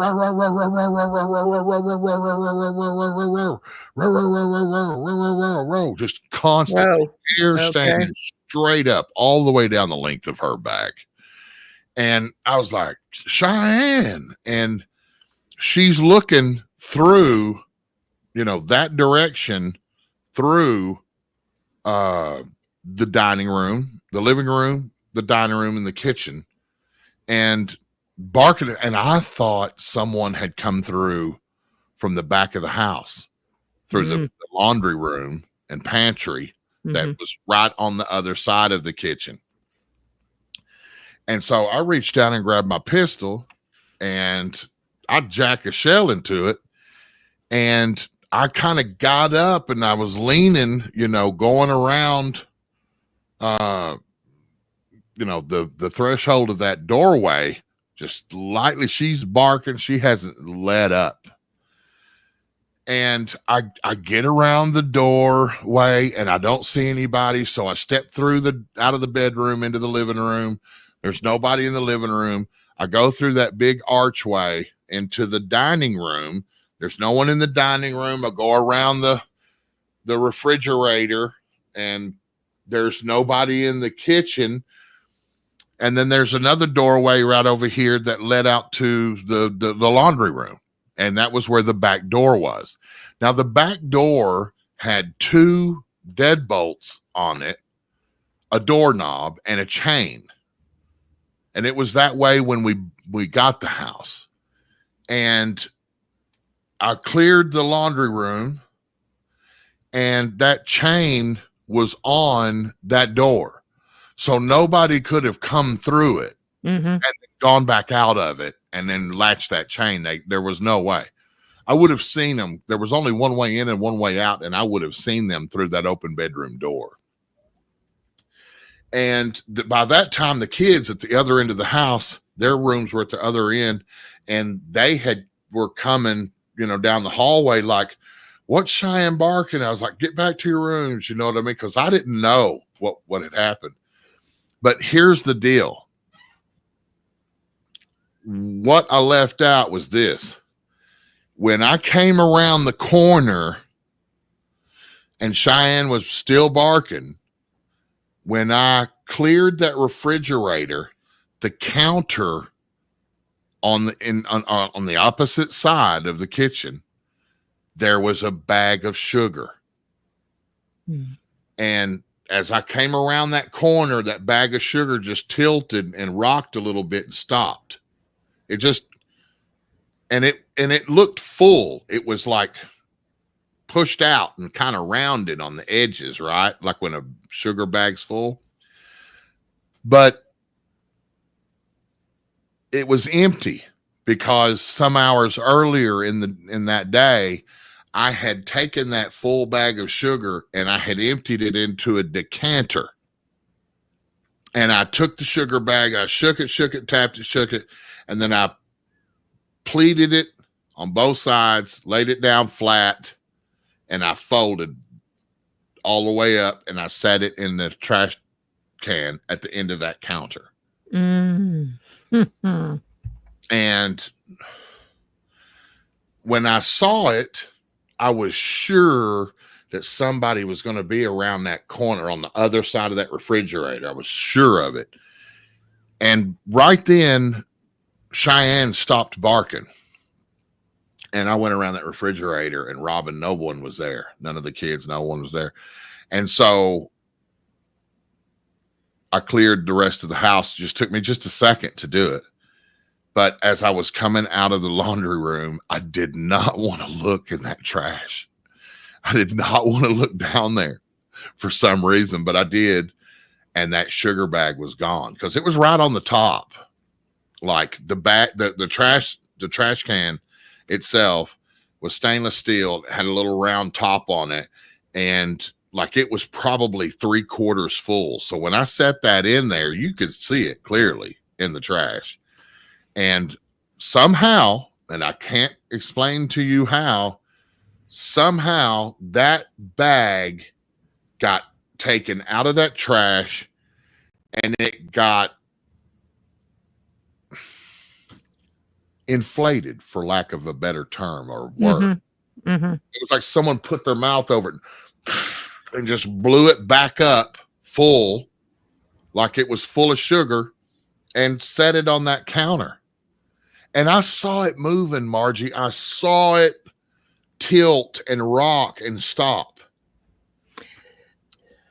And for the life of me, I cannot. I mean, I went over there. I leaned over. I looked. That thing was bone dry. I folded it back up, threw it back in the trash. And I cannot explain to you how that happened. I mean, that is bizarre. It messed me up for a while. You know what I mean? Because I just, I mean, I especially when you're talking about, it looks like it's a full bag all puffed out. And if tilting back and forth, if it didn't have anything in it, it would be too light to do that. Right. That's crazy. It didn't make not one bit of sense. It was the rational thought was not working. It just, I stood there and looked at everything. I stood there. I thought, I sat at the kitchen table. I looked and I thought, I went back in my chair, unloaded my gun, put it back, and sat there and thought. And it's just, it's not. That's why men have such a problem, I think, with the alien thing, the UFO thing, and ghosts and such, because inherently we're supposed to be the protectors of the family. We're supposed to have this shell of protection that we can sustain for our wife and our children and our home and, you know, our animals and everything else, our possessions and everything else. And when something comes before us that is beyond our capability to understand or rationalize, it is absolutely perplexing for us to some degree. And for others, I want to say, you know, like, you're capable of dealing with it. You have a way to be able to work your way through it and just accept it for what it is. And then for some people, they can't, and it just consumes them, and they lose themselves wrapped up in trying to understand what could cause something like that. And then that was followed by my dog Cheyenne. We came home one day and we had brand new wall-to-wall carpet in our house, in our house. And she had gone into the corner. Like if we're looking down on the living room, you know, and the corner of the living room is like this, she had gone into that corner and dug, like tried to dig out of the house and ripped out the carpet and the padding, and there were claw marks in wood and hardwood floor beneath. Just destroyed the carpet there. I had to have that whole room relaid. But, you know, I just thought, my wife, bless her heart, was convinced that she was just having separation anxiety. And that's a real thing in pets, you know, and especially in canines. I just thought that she felt trapped, like, you know, a natural animal wants to be able to roam and to get out and to move around and, you know, and do things. But when we're home, they wouldn't have that urge. And I just thought we were all gone, and she wanted to try to find out where we were and get to where we were outside that door, and just sort of, and I wound up scolding her over it pretty good. And I regretted that long after. I not at the time, but I couldn't just have an indoor pet running around and digging up $700 worth of carpet. And so I started putting her, when we left, in my bedroom, in that big master bedroom, because she had her own place on the sectional. She liked to lay, and she had toys in there, and she would get up on the bed, and there were 4 windows in there that she could see out of, and she could lay in the bed and look out the windows and see us pull in and all of that. So we put her in there. Now I had a 55-gallon fish tank on a custom stand that I built. And let's just take this for example. Like, it was a stand with that stood up 4 feet tall, and the 55-gallon fish tank was up here on the top, right? Mm-hmm. And it sat about this far from the wall behind it. So, because I had built shelves in the back of it, it was hollowed out in the back, and I had shelves where I could keep all my fish supplies and my, the tools and that I needed to keep it clean and all that kind of stuff, chemicals and whatnot. There's a space just big enough for your arm to get back there, and for you to look back and see from the side, back behind it, where all the stuff was. And one night we came home from being gone, and everything that was on those shelves in the back had been pulled out and were strayed all over the floor. Like, it wasn't just the I had probably 20 different bottles of fish food and flakes and pellets and all kinds of, and like, fleas mm-hmm. and worms and all kinds of different food, right? And I had probably 8 or 10 different bottles of chemicals that were back there. And I had like a vacuum hose and a vacuum for vacuuming the stones and the rocks and everything, and then magnets for cleaning the glass. Every piece had been removed from the back of that fish tank and were strode out all over the floor. And there were no teeth marks in any of the containers, like she chewed into the fish food to get after the fish food or something. It didn't make, I was certain that she did it, but I couldn't figure out how she got every piece. Like, the width of her head would not allow her to get her head back in there.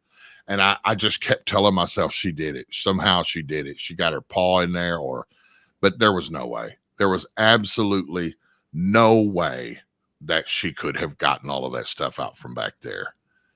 And I didn't know it, but the sectionals are like a L shape kind of, and they're rounded in the corner. They have that corner piece that's kind of shaped like a piece of pizza, kind of. I don't know how this happened either. And I thought that maybe she did it somehow, and the kids put it back to hide it so I wouldn't get mad and get, like, scold her from it. But when we moved, I took the queen, the one side has a queen size fold out bed in it, and the other side had 2 recliners in it with a little console in the middle, and then that corner piece. And when I got to that corner piece, the cloth on the side was just shredded on one side. And the children swears to this very day they had nothing to do with it. And I can't tell you how that thing it looked like someone took a knife and just, like Freddy Krueger, just ripped it into just frayed shreds. Oh, wow. And then there was another time where my son and his best friend came home from hockey practice, and we weren't home yet, but he had his own key. He was 14 and he had his own key, but he forgot it. So he was like, hanging out in the driveway playing basketball with his buddy or whatever.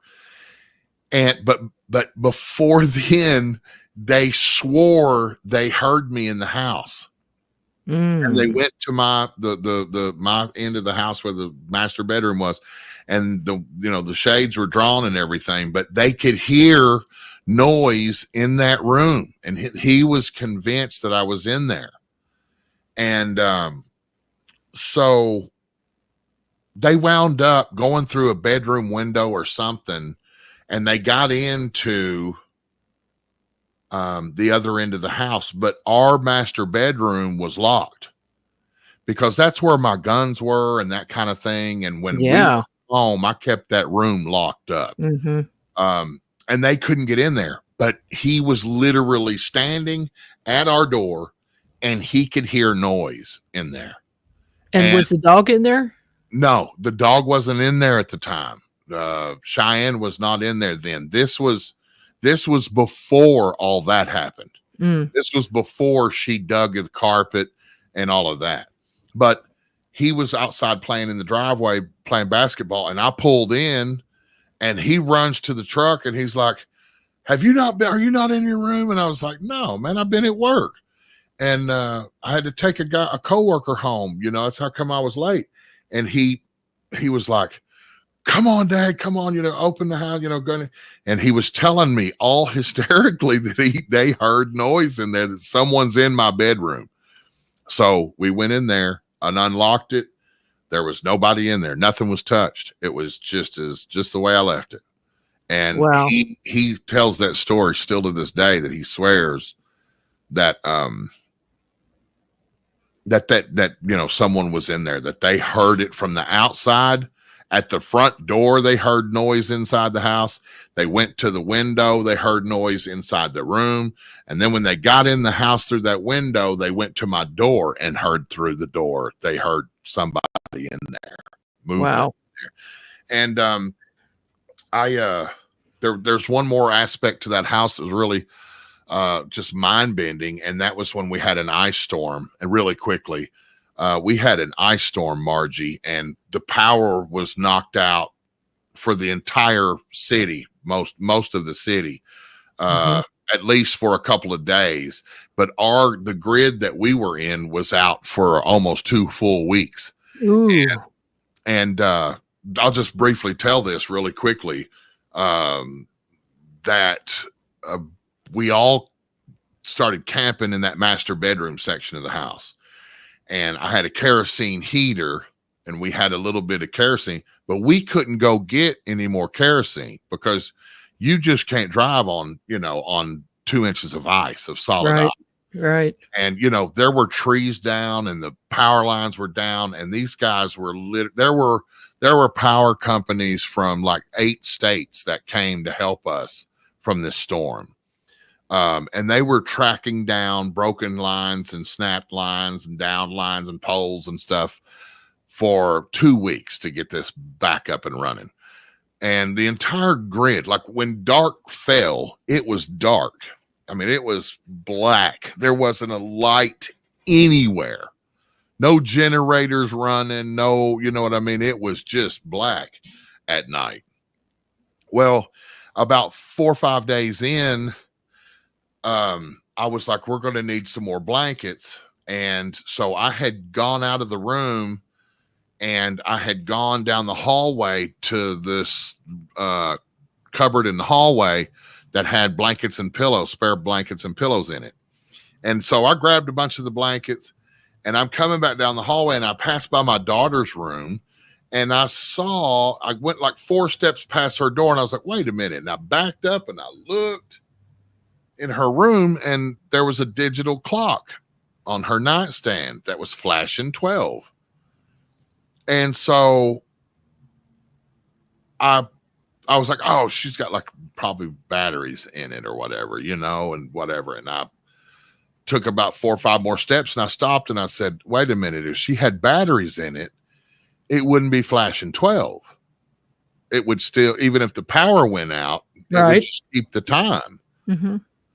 So I dropped everything and I went back in the room and I ran over there and I picked it up and there were no batteries. There was no batteries. So I was like, holy shit, the power's back on. The power's back on, y'all. And I pulled it out and it went off and I put it back in and it came back on again. And I was running down the hallway. The power's back on. The power's back on. Well, flipped the switch. Nothing happened. No light. No, nothing. We're running through the house. We're flipping switches and nothing. It's just everything was still dead.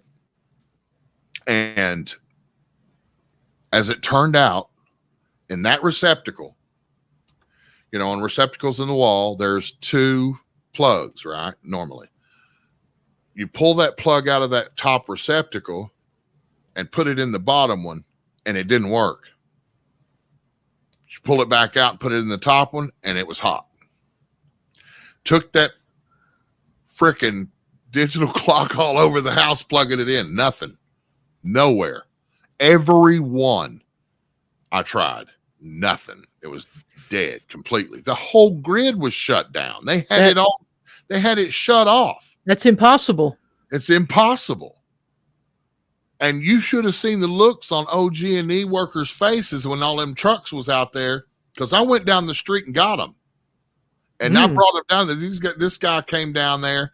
He was looking at, he went back and got them all, and they all came back. And I had like 30 guys, you know, probably, you know, trying to figure that one out. Yeah. And well, they wanted to dig. And I'm like, listen, this is not my home. You know what I mean? They wanted to go down into the ground and find out what was going on underneath the house. They wanted to get under the house and go follow the lines and, you know, and do all this stuff. God. I'm like, you're going to have to do that, you know, from the landlord. I gave him all his contact information and all of that. And we were only there for like, probably another couple of months and left and got us a new place. But I never figured out how that could be. They never figured out how that could be, but I put a extension cord in that bastard, Margie, and I ran it back to our room.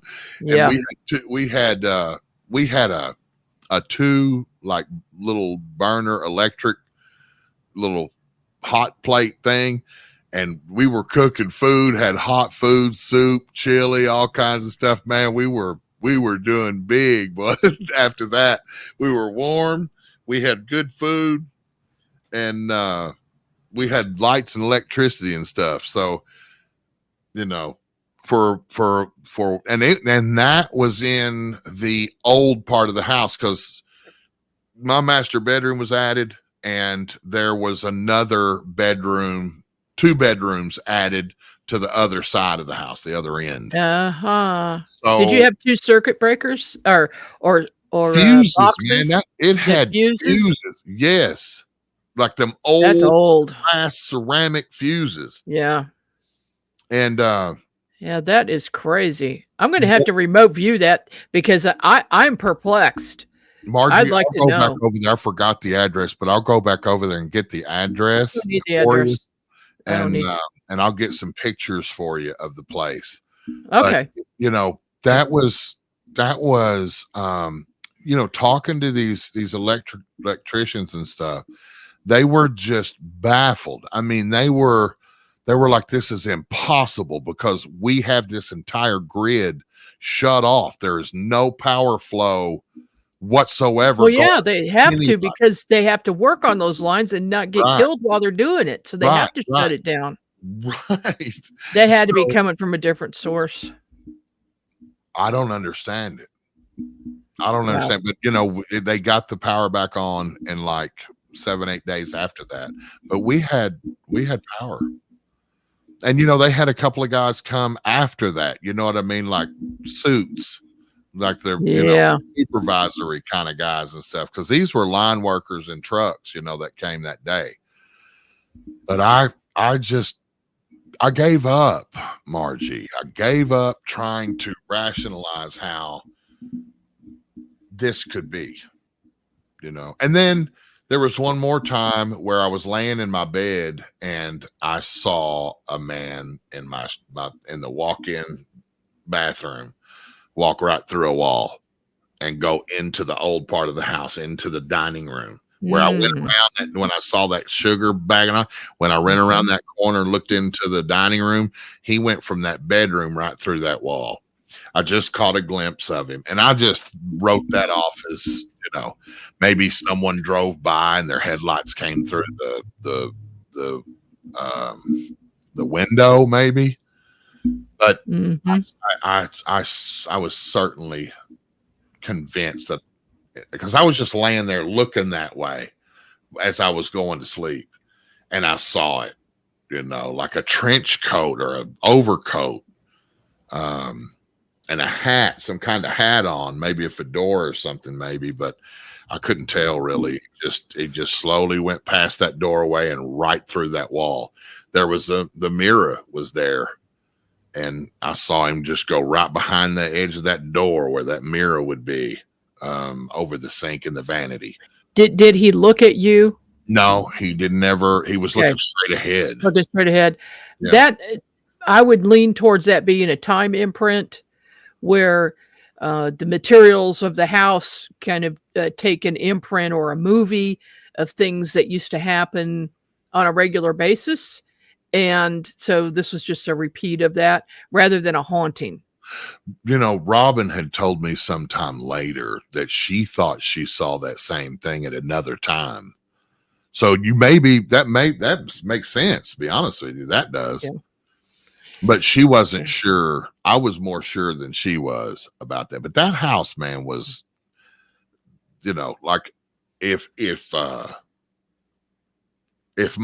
was like, you know, like I want to say terrifying my dog, or spooking my dog out, you know. And then that's a lot in one house. That's a lot. I mean, and also I'll tell you what, while you were talking about the dog digging in the corner, I was remote viewing it. And I'm feeling there was something under there and the dog knew it. And it was related to this haunting.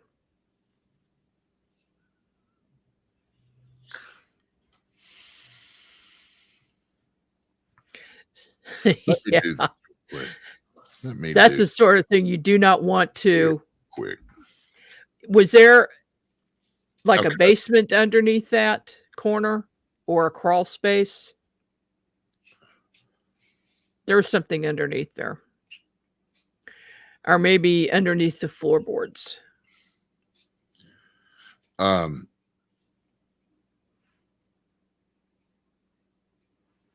This is live paranormal viewing, remote viewing, guys, on our paranormal Halloween night. I want to say, let me do this. Let me find this white on the, here we go, right here. You know, if the house is square like this and right here's where you come in,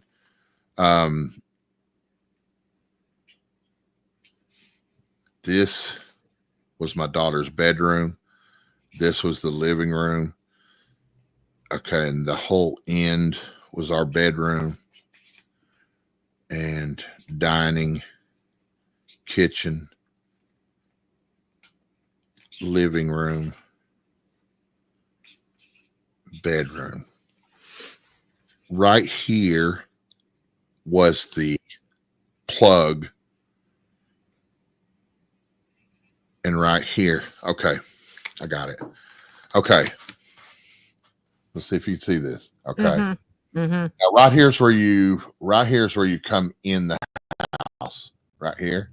Okay. That's where you come in, and the living room's there, right? Right here in this corner is where Cheyenne tore out all of the carpet. Okay. Right here in this bedroom, right there is where that plug was. Uh-huh. Yeah, it's something supernatural. The house this way. It went longer ways this way. But that's in relation to where you come in the door into the little living room foyer. right in that corner right there. Wow. Where she chewed that corner out, and right there is where that plug was. That's too coincidental. They have to be related. Well, you said that based on your remote viewing about something that being in there. Like, now I'm going to be back on this whole God on that. Well, look, we've got a lot more to come, ladies and gentlemen, on the Halloween. For those of you that are staying up with us late on this spooky night here in the Central Time Zone, it's approaching 11 o'clock, and we've got to get a commercial break in real quick. And when we come back, we're going to hang out with one of the kings of Most Haunted, and in fact, the host of Most Haunted, the one and only, the legend himself, the Kolchak man himself, Dan Terry. So y'all don't go anywhere. Margie, don't go anywhere. And we'll be right back after these brief, I promise you, messages.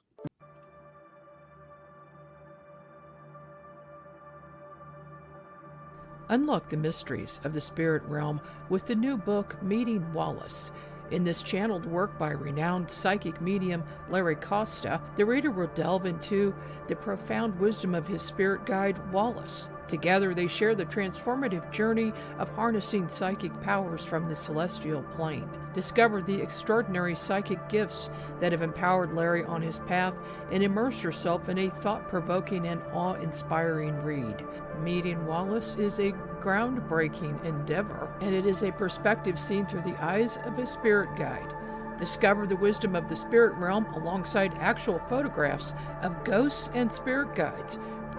Get the book Meeting Wallace by Larry Costa at Amazon.com. My book, The Kansas City UFO Flaps, covers cases that have occurred in Kansas City over the years. Kansas City has long been a UFO hotspot since before the year 1900. I cover many of these cases, starting with the airships in 1897. I cover a lot of cases and speak with actual witnesses. You'll see photos of UFOs and find out why this may be happening in Kansas City, and what is creating portals that could create interdimensional openings. Read about the events that we've held in Kansas City to discuss this and more. Visit unxmedia.com for more information. The book is available at Amazon.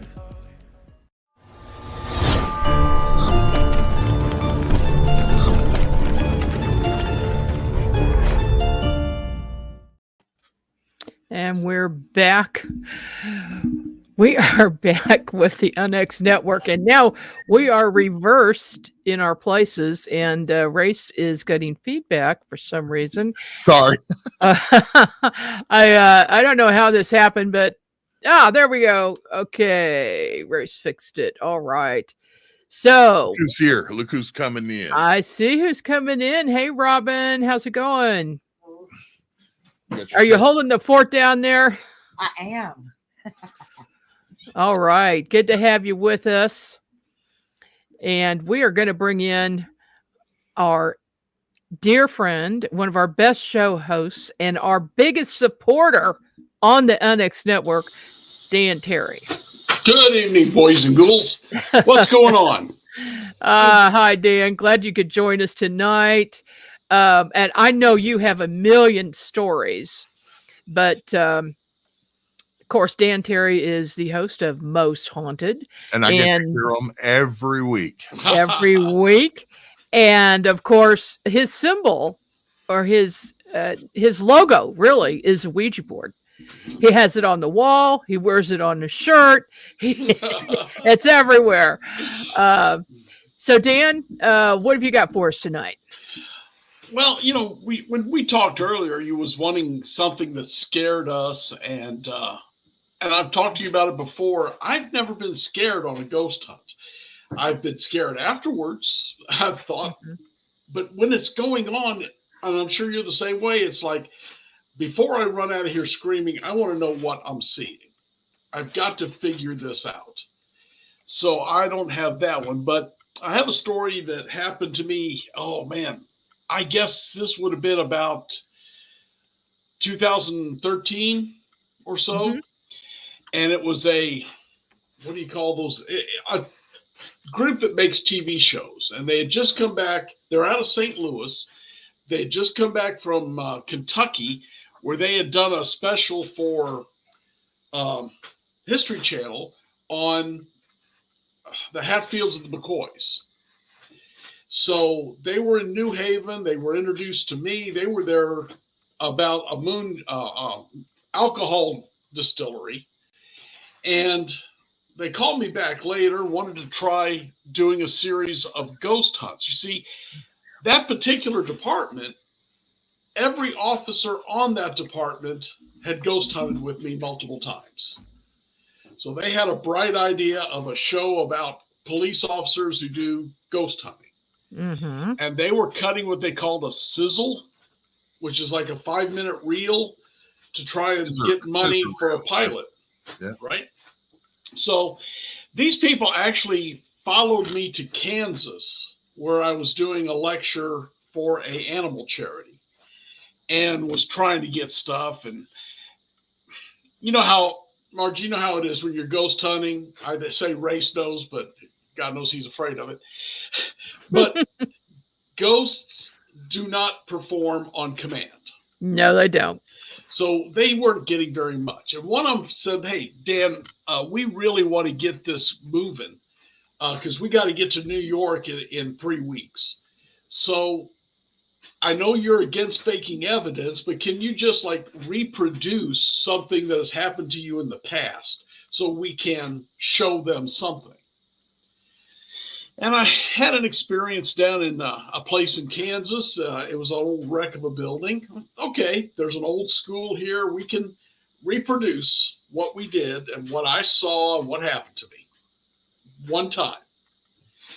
So we go into the school. They're walking backwards in front of us. They gave us all these really nice white shirts with a logo we designed on it. Going great. Going down the hallway. And this is in the daytime, mind you. At the end of the hallway was a door with a frosted glass in it. And on the other side of that frosted glass was a shadow going. Waving. And the building is empty.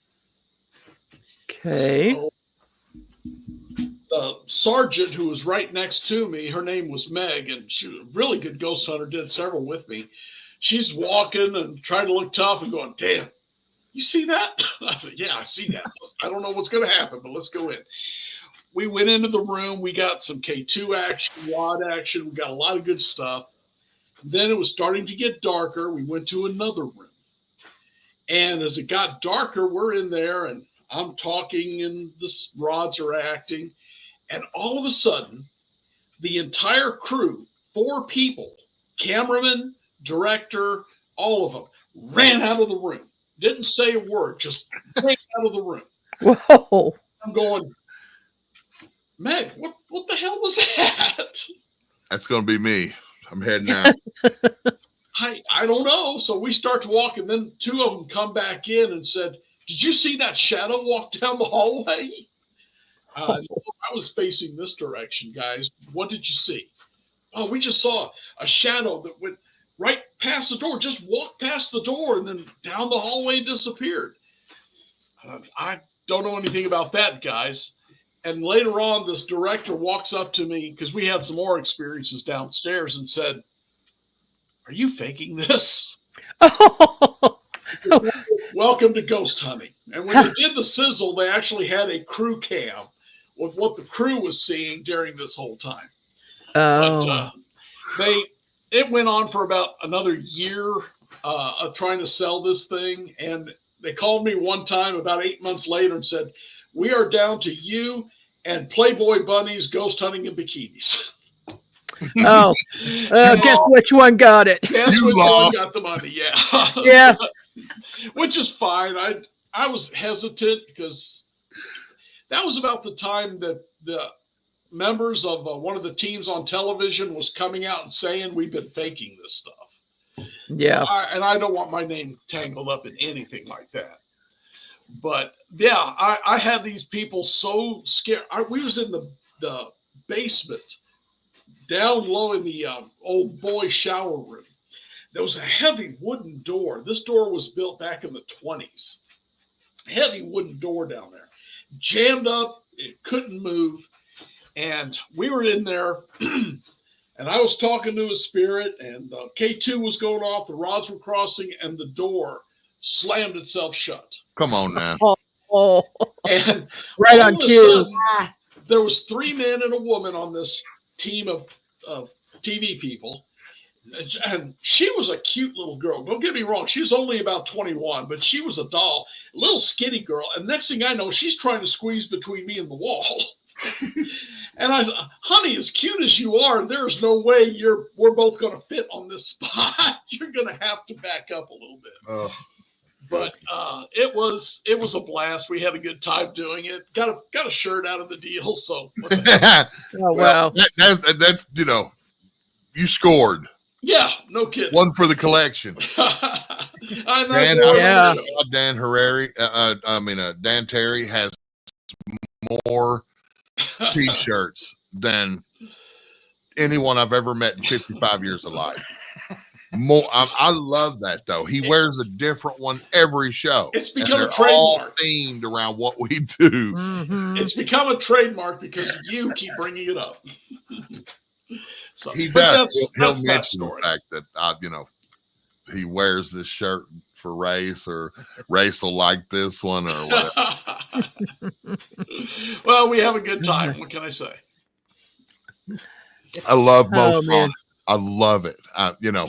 You've been with us since day one. Yeah. And if we had 10 more just like you, we would take this whole deal over. Well, you've got some time, Dan.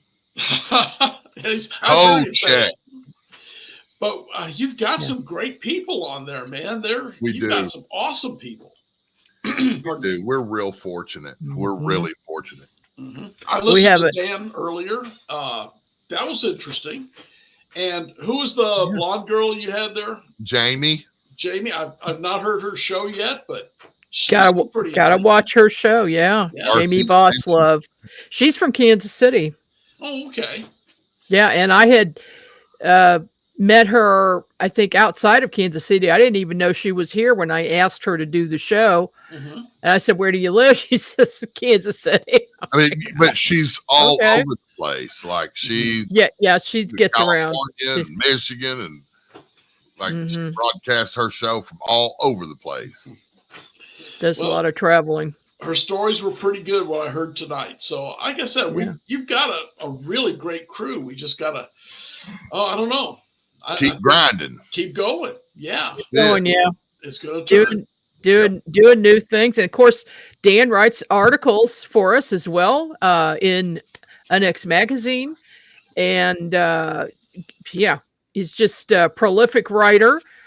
Well, and good show and good guests on your program. So we really appreciate what you've been doing, Dan. Well, you're the one who prints the articles, so it's not all my fault.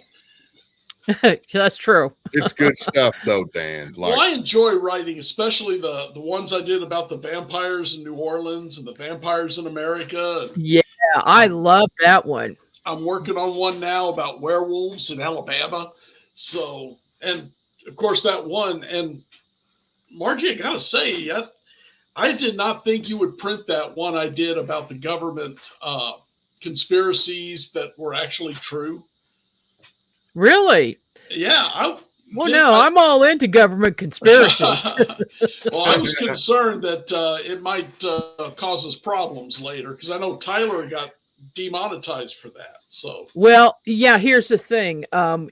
You don't do, or I don't do shows on YouTube about that because of the subject matter. But in print, oh yeah, all day long. Okay. Yeah. So that and of course now we're adding documentary films to our repertoire. Mm-hmm. So our first full-length documentary will be coming out in 2025, and the title is Portals.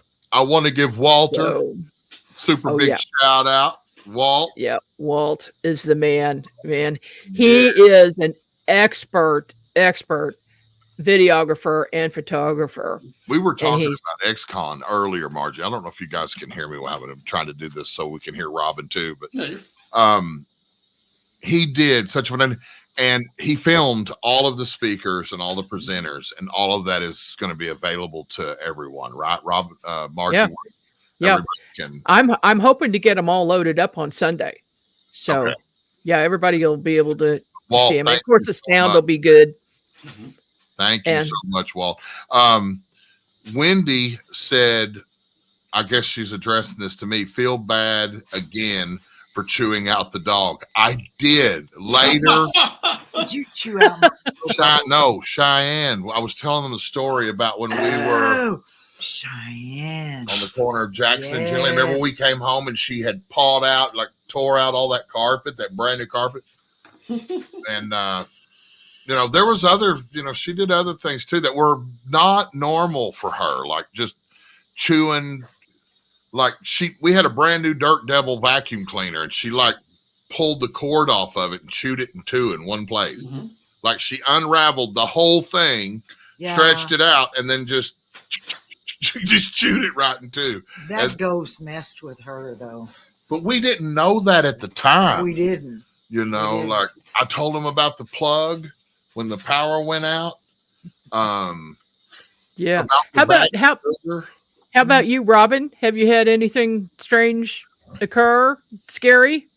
I have a very old, very strange Can y'all hear her story. Okay? Yes. Okay. My oldest sister, she's gone now, but she lived in a house in St. Joseph, Missouri. I lived in Atchison, Kansas, because that's where I was born. And it's 20 minutes away. She was married and and had 2 kids. I was 9 years old. My niece, I am 6 years older than. So she was 3 when this happened, which would have made me 9. They moved into a house in St. Joseph, Missouri, and all kinds of weird things happened. But the thing that ran them out of the house is the story that I don't tell people because it's so unbelievable. But this is the truth. My 3-year-old niece told me this, okay? They were sleeping. We were all sleeping in our own prospective homes. And it was sometime in the middle of the night. I do not know what time, but we were very rudely, loudly awakened with my sister, her husband, my nephew, who is a year older than me, and my niece, who was 3, banging on the door, wanting in. Of course, Mom got up, Dad, all of us got up, the whole house woke up, and we brought them in. And my niece was telling me, well, first I heard the story from my sister. They were all panicked and crying. Coat hangers ran them out of their house. Wanda, my sister, said that they were sleeping. Your oldest sister. Yes. They were sleeping in their bed. Amanda was in bed with them. Andy, my nephew, had a room at the other end of the hall. They all kept hearing this noise. It sounded, my niece said when she explained it to us in her little 3-year-old self, she said they were going jingle, jingle, jingle, jingle. And so Andy got up out of his room and came into the bedroom and climbed in bed with them and said, Mom, what is that noise? And Omi, my late brother-in-law, got up and turned the light on, and there was Wanda had been doing laundry that day, and there were hangers and they were wire coat hangers. Remember the old wire coat hangers? They were hanging on the back of the doorknob. Omi said he assumed that it was like the wind making them wiggle. So he picks up all of them up in one hand, throws them on the floor, and turns the light off and gets back in bed. The next thing Wanda knows, the hangers were walking like you would imagine a hanger walking. Whoa. They jumped up on the bed, and Wanda grabbed Amanda and Omi grabbed Andy, and they went out of the house. And as they were going down the stairs, they turned back and looked, and the hangers were following them. Oh my God. 9-year-olds, I didn't believe it when I was 9. Of course, my mom and dad, they were like, that is not what happened. Y'all are crazy. Let's just get some sleep. But I will tell you that was the last night my sister stayed in that house. Uh-huh. Her husband paid some movers to move them out the next day. Wow. They went in and packed and moved their entire house. And Wanda wouldn't step foot back in it. Ever. Never did. I don't blame them. That sounds like something out of a movie. Yes. Something I don't tell incredibly that strong. story, but I believe the reason that I believe it, and that I have all my life, is because my little 3-year-old niece, she was crying, and she was, like little kids talk. She said, Robbie, she called me Robbie. And she said, Robbie, the hangers, they were chasing us, and I was scared. And I mean, she was just petrified. Now she's 3. What 3-year-old is going to think up a story like that? Yeah. Yeah. Kids have a vivid imagination. Yes, I'll say this, but listen, I want to gotta get my spine back. Dan, I hold you like your testimony is beyond reproach for me. I've come to know you in 3 years. We've broke bread several times together at our events. But I've just, I've talked to you, and like you've had my back on social media. A lot of times I'll say something to you, Race, man, you might want to take that down. Like, just a notch. Reel it in a little bit.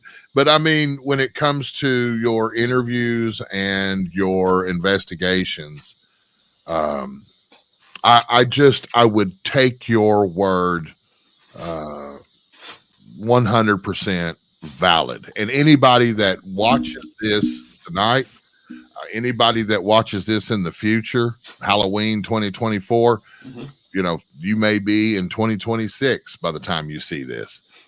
This gentleman right here not only has had a lifetime of law enforcement, which cops can lie through their damn teeth, trust me, but that doesn't make him, Joe Honest. But he is the most honest and the most honorable that I can imagine anybody being. And so I want to ask you, Dan, listening to Bird tell this story about these hangers, and I was talking earlier with guests prior that were here and with Margie about these things being able to manipulate physical things in our reality. In all of your investigations, in all of your research, have you ever come across or seen with your own 2 eyes like things physically move without anything, doing that you can see? I've seen glasses slide across tables, across counters. I've seen things move uphill. Yeah, actually I have. I've seen things get knocked off. You got any stories real quick that you can lay on us, about some of that? One of them was a trailer I got called into, and they said there was a little girl spirit in there. They've seen her. And I went into the back bedroom with my friend Tim Clifton, and Tim was sensing that there was a little girl in there, and he was talking to her like a grandfather. And he was asking her, you know, can you show me where you're at? And a water glass on top of a dresser slid all the way across. And when I went and checked out, you know, there was no water. I was thinking, okay, it's a little unlevel. It's got moisture on it. It's going to slide. It was moving uphill. It was off, but it was going uphill. That was one. And I've got a video. I showed it, in fact, at the XCon, where Tim was sitting in the room with me. It was a spirit I dealt with before many years ago, the same place. And I had a Cambridge K2 meter, a Cambridge electromagnetic field detector, which is a red handle with a black blade on it. And the blade has lights and it beeps. And we had it down on the table, and I was challenging this spirit because he's doing things to the girls who worked there that scared him. And Tim said, Dan, do not turn your back on him. He will stab you in it. And I said, well, I hope he does. And I turned around and put my back to the chair and said, now what are you going to do? The meter just went crazy. Like he was trying to pick up that meter to stab me with it. So I've seen a few things like that. Yes. Yeah. But whatever moved those coat hangers in that way, that is far more powerful than any single human spirit I've ever heard of. Margie, would you agree? That was just the story, Dan, that ran them out of that house. There were many things that happened. That was the last straw.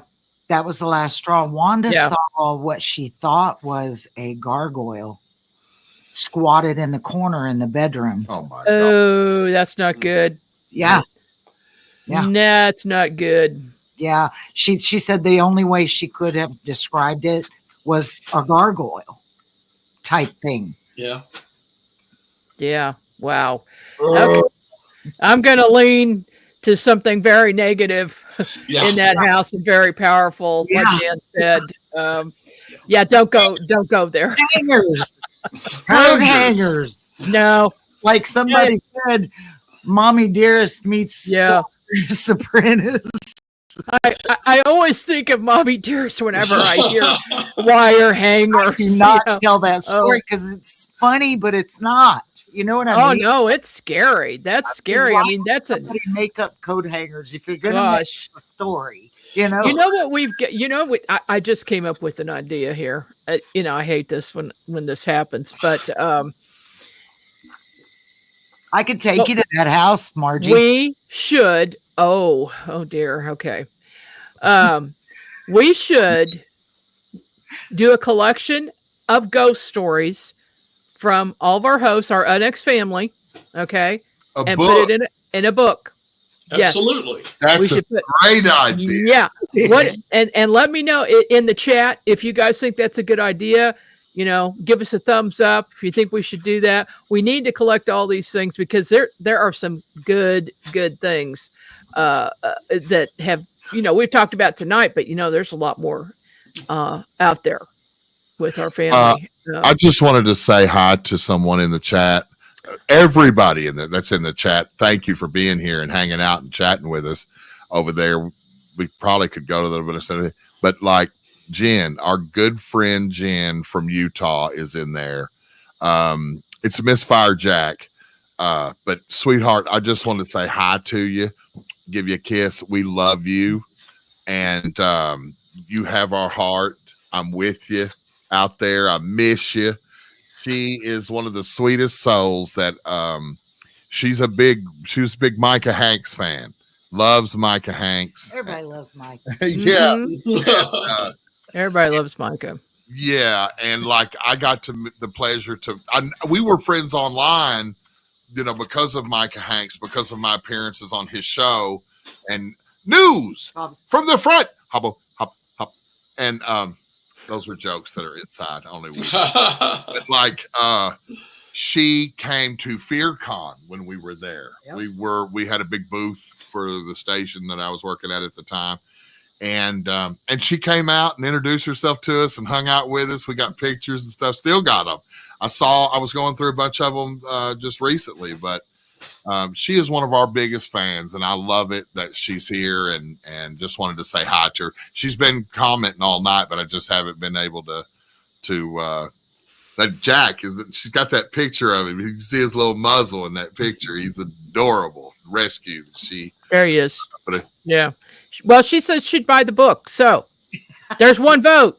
There's one vote for yes. That's all right. That's all we need. If it's her, that's all we need. We're doing. Well, just give us something else to do. Yeah. One more thing. See, now, Dan, you have to write down all those stories you just told us.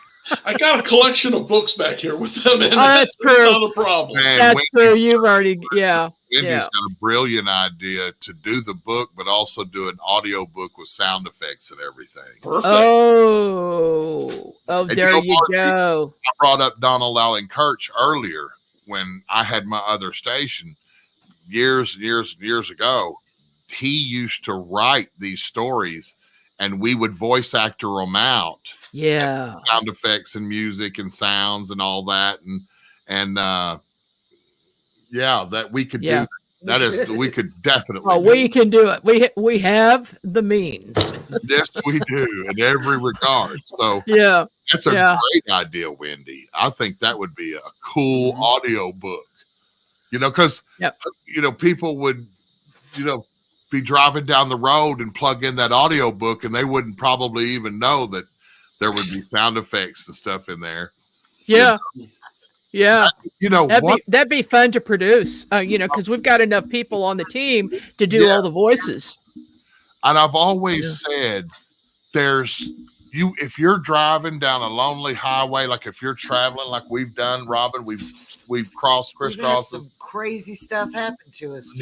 We've crisscrossed this entire country so many times. Mm-hmm. And there's no better way to spend that time, day or night. Night's better than to listen to the UNX network.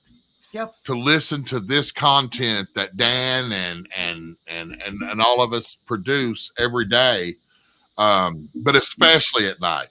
Like Robin and I have traveled across like Kansas and Nebraska and Wyoming and I mean these long states that just have rolling plateaus of farmland and sagebrush and wheat and there's nothing, no lights out there. No.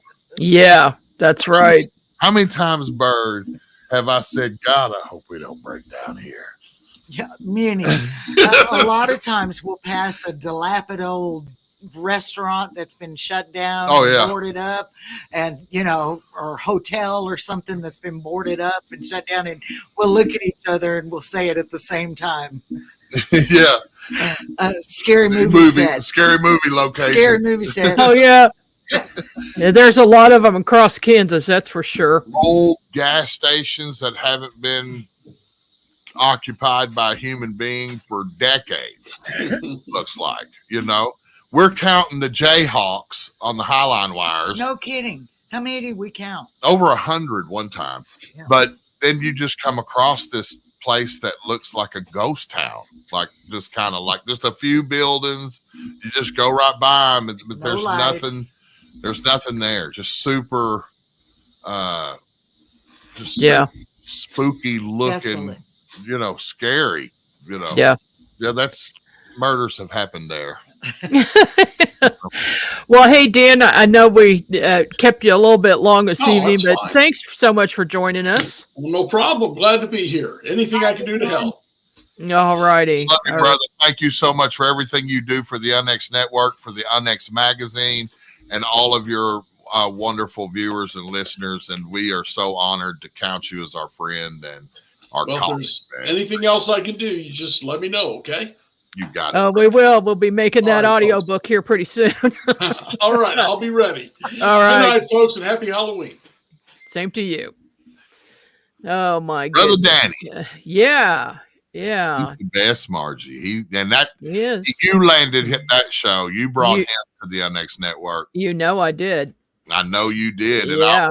I was super glad you did, because he is just top shelf, that guy. And I meant it. Every word that I said about him being beyond reproach. He is as straight and as honest as you're going to get.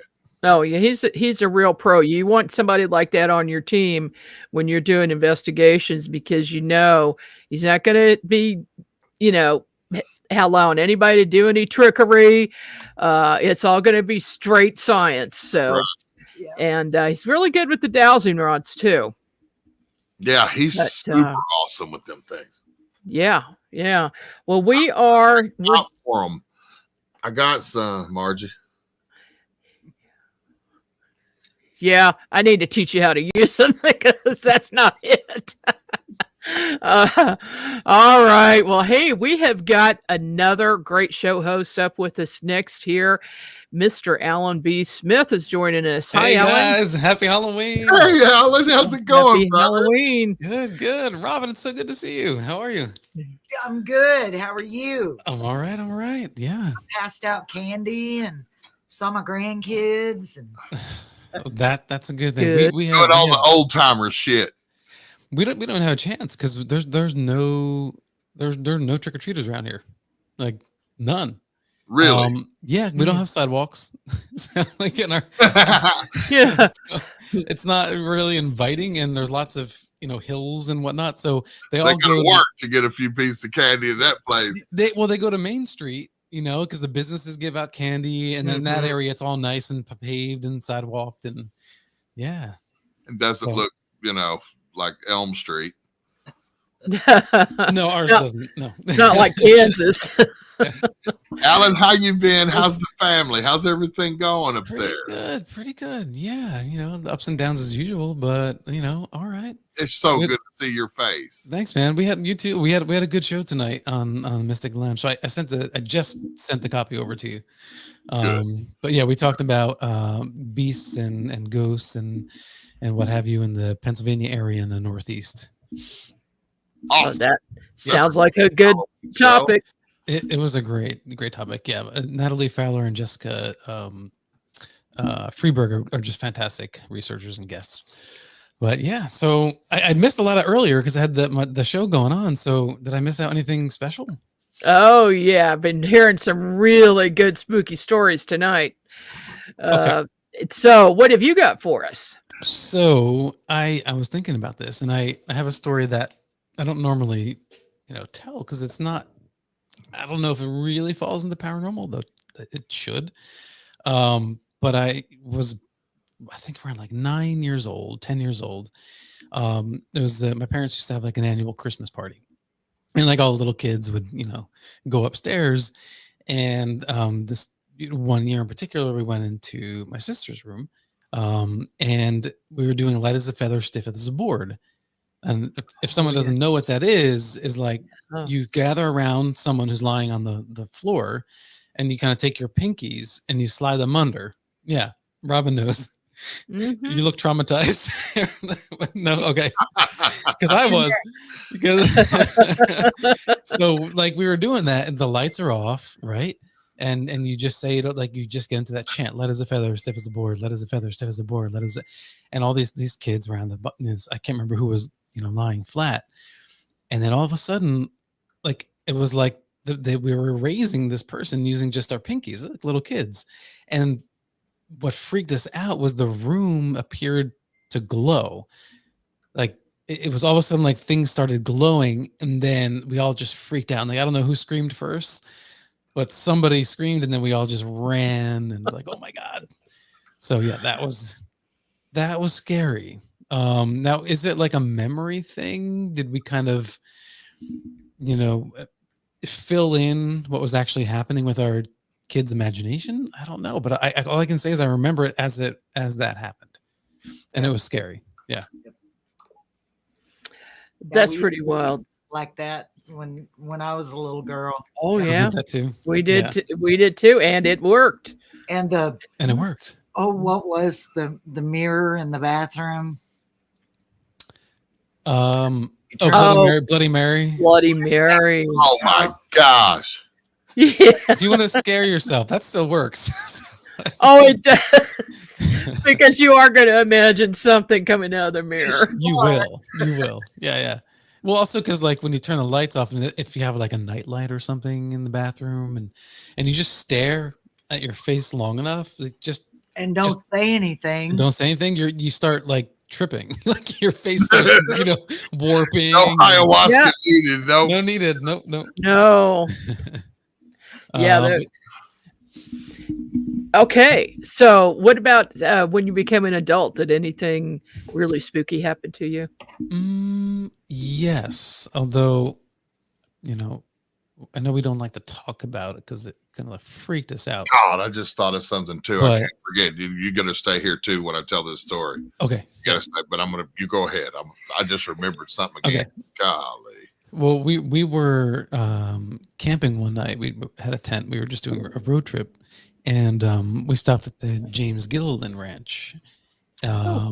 Yeah, and you could go out there and you could just like donate whatever, $5, $10, and you can just pitch your tent and camp in the grounds there, big open field. And a lot of people, report seeing UFOs and having weird encounters there. And so that evening, there was a couple of other people that were there. And this one guy, he seemed like kind of like a regular.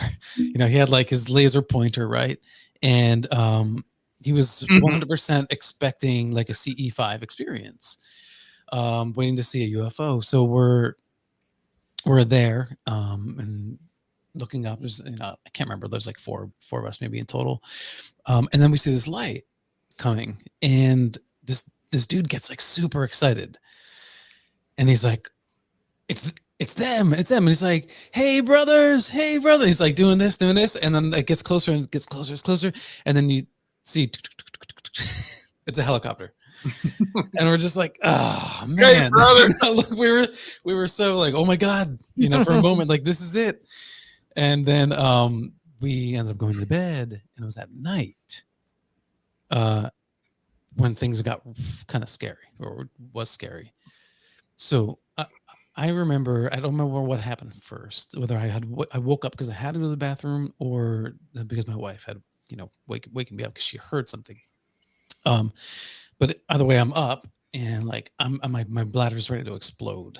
Like I have to go. When you're camping, you kind of like hold it in as long as you can until you're like, I got to go out and I got to do it. But my wife did not want me to go because we heard this noise outside the tent. And mind you, we're in a big open field, and there was only other couple of people staying there, and it sounded like a person walking, like a bipedal, like a ch, ch, ch. And my wife did not want me to get out. And but I had to go to the bathroom so bad that I was like, I don't care. And there's that part of you that's like, sometimes you feel like if you just face something, it makes it less scary, rather than, being in a tent, and the tent's not like, best barrier. So I walked out and to go to the bathroom, and then I just walked around the tent, and there was nothing there. Like nothing running off, nothing in the distance. And it was like right there on the other side of the tent, whatever it was. Now, some people say that it was like Bigfoot, metaphysically appearing, disappearing. I don't know, but that was really scary. Yeah. Man, that's. And please forgive the details, but it's part of the story. So yeah, you got to have those. Yeah. That ranch, man. That's reality. It has a lot. I have. 20 some years heard stories about that place. What was the story you remembered? Huh? Yeah, you were going to tell a story. Oh, one time I was taking my son. No, I was picking him up from staying over at his friends for like the weekend, and he was at DJ's house. Yep. And his parents, now they were probably 16, 17. Yep. You know, they were played baseball together, hockey together, and sports, you know, stuff, and just real good friends. And DJ's parents had like an outbuilding behind their house, like out by the alley. And I want to say it was probably 15 foot by 22 foot building that his father and he converted into a little apartment for him. Like when he turned 17, he moved out there, and that was his room. That was his space, right? Yeah. So I'll never forget this, because it was like the third time that I'd made pickup and deliveries over there from the alley, right? From the alley, from the back, not in the front of the house like normal people. I'm delivering my children, you know, to the alley back there. Well, I pulled up and I was waiting, and I really am one of these people that sort of get tilted with people that honk, you know, at night. Now, if it's the daytime and a beep beep, no problem, right? But at nighttime, like 8 or 9 at night, it's not appropriate, especially from the alley. So I waited there for a few minutes. None of the kids came, whatever. So I shut the truck off, put it in park, shut it, got out, and I went through the little gate there, and I came around the building, and I was getting ready to knock on the door and say, you know, come on, Leo. And all of a sudden I hear this really bizarre noise, like not bizarre, but just an odd noise, like out of place, coming from behind me, my back left. And I turn around and I look, and there's the whole, all of the yards and the properties in that neighborhood were separated by a 4-foot chain link fence, you know, those real common sort of chain link fences, 4 foot high.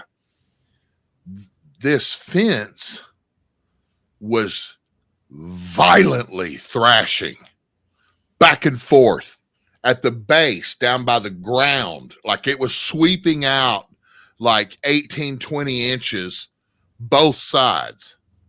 And, you know, and I square shoulders in that direction, and I'm looking, and, you know, I was thinking there was some kind of animal caught up in it or something. And the more I looked, the more, and, you know, like there's lights on the next door neighbor's patio that makes it clear to see. I mean, it was backlit. So I'm looking at light coming right through it. And there was nothing there. So I thought, these little bastard kids are pulling something on me. I turn around and I start beating on the door, and the door comes open, and they're all in there playing video games. They're all in there. They're like, why are you banging on the door? And I thought they had like a wire, you know what I mean? And they were like yanking on it. One was over in this, hiding over here, and the other one was hiding over there. They were just, you know, that's the only way they could have done it. It couldn't have been just done from one side. It would have had to have been a kid over here and a kid over here, like camouflaged out in the dark with like some kind of, you know, 20-pound fishing line, monofilament, you know, something see-through you couldn't see. And they were just yanking on it back and forth, dragging it way out, sweeping it. And, you know, there's leaves flying and dirt, and it's like dust, and that's nuts. And they're all in there. And I was like, guys, look at this. Look. And they were like, what? And I was like, look. And they came to the door, and they looked, and they saw it, and they were like, what in the hell? And we all start slowly taking steps towards this fence, and it just stopped. It just quit. And I froze. Like I froze then. I was like, I swore to God y'all were out here doing this. And they were like, we didn't do this. And so we went over. DJ went back in his little room, and he got a flashlight out. And we were looking. There was nothing tied to this chain link. There was nothing attached to it. I mean, it was the dirt was swept out from under it. And there's a guide wire you know, I don't know, people don't probably realize how these things are made, but you know, the chain link is rolled out and stretched, and there's a wire that is fed through the bottom and stretched super tight, so animals can't paw it out. Right? It's just it's like a little backbone for it down there, and it was intact. I was at a loss, and I was like, you know, this is crazy. Well, DJ started telling us that that house was up for rent. No one was living in that house at the time, but they could not keep anybody in that house. They could not keep renters in that house. Like, it was supposedly super haunted. Right. And but he, you know, by then his father was, he done ran and got his dad and mom and everybody, and his dad came out and he said that, you know, that this is insane. That wire is so tight at the bottom, you know what I mean? Like, if you grabbed it and tried to pull it, you almost couldn't get it 10 inches out of alignment, 12 inches out of alignment before, you know, you were stretched to the limit. And this thing was going out like 18, 20 inches. So that couldn't be explained away by like micro vibrations from like a tiny earthquake, or clearly there was no wind. Wasn't no earthquake, no wind. No helicopter. Right. Wow. I don't remember no helicopter. That's like, freaky. Yeah. That's supernatural. That, you know, that should have come to mind when I asked Dan about physical movement from these things, because that's what that was. Exactly what it was. And it was just like, it was, honest to God, it was like something was tangled up in it. Yep. I mean, I was like this right here, getting ready to knock. I was like this right here, and it just, I heard it, and I turned around and I looked, and I thought some cat or dog or something was hung on. I was convinced that that's what it was right initially. Instantly, there's something stuck under that fence. Do you remember what that noise sounded like, or? You know, it just sounded like what you would think, what I described, what it sounded like that chain thrashing, that chain link. Okay. You know, just wisping and leaves and dirt and the metal, you know, just whipping back and forth. And it was effortless. It was like effortless. It was just, it was a super controlled but violent motion. But it was the exact same. Every sweep was exactly the same. It wasn't a little and then a lot, or, I mean, it was just like, it was like if a ghost could get stuck like a pig under a fence. Right. Yeah. That's what it was like. A ghost got stuck in there. But it seems to me like it wanted to get your attention. It was exactly like that.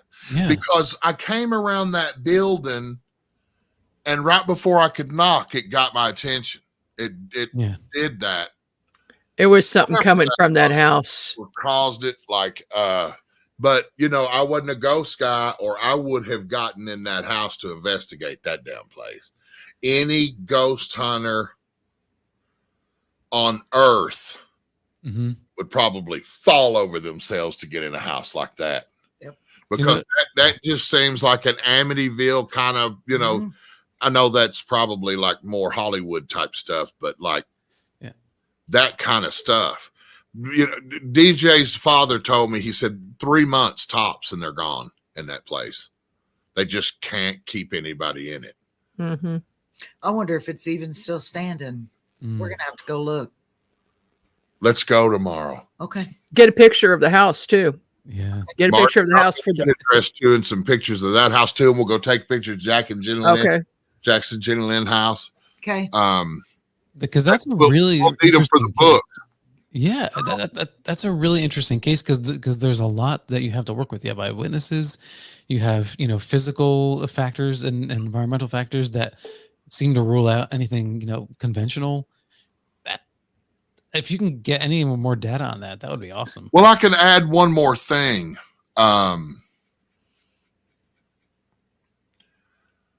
I had to pee real bad. Are you serious though? Are you just really? Like I had to pee something terrible. That's weird. Uh-huh. So, It's awful coincidental. I wonder if that is. Alleys in the dark work really well for that. And so do fields in the dark. Dude, man. Look, Hey guys, I got a question for you. Okay. I want to know what you think of this. This happened to me last night. Mhm. I'm lying in bed, dead asleep. About 3:00 in the morning, I hear my husband say, "Margie, wake up." And his voice this is how pornos start. is coming from across the room in front of where the bathroom is, that the door is open. It's coming from on my side of the bed, straight ahead. Mm-hmm. And then, of course, I wake up and I'm looking. I'm like, I said, "What?" He was snoring in the bed beside me. Stop it. Yes, 100%. Wow. That happened last night. Is that the first time you've heard something like that? No, it is not. There's a lot of stuff going on in that house. I have hauntings. I've seen ETs walking through the house. I've seen balls of light. I've gotten pictures of ghosts. Tell the story about when we were at Ex-Con and you saw George Washington sitting in your room. What? No. When you saw George Washington sitting in your room? I didn't see that. You remember how you had them clothes piled up in that chair? Oh, that one. Oh my God. Okay. So, there's the drapes and then there's light coming in from outside, right? So, the drapes are closed, but you could still see some light. My husband had piled his clothes leaning on the back of a chair. And I pull the chair over and move it in front of the air conditioner because I don't like it blowing right on me. I want to deflect it.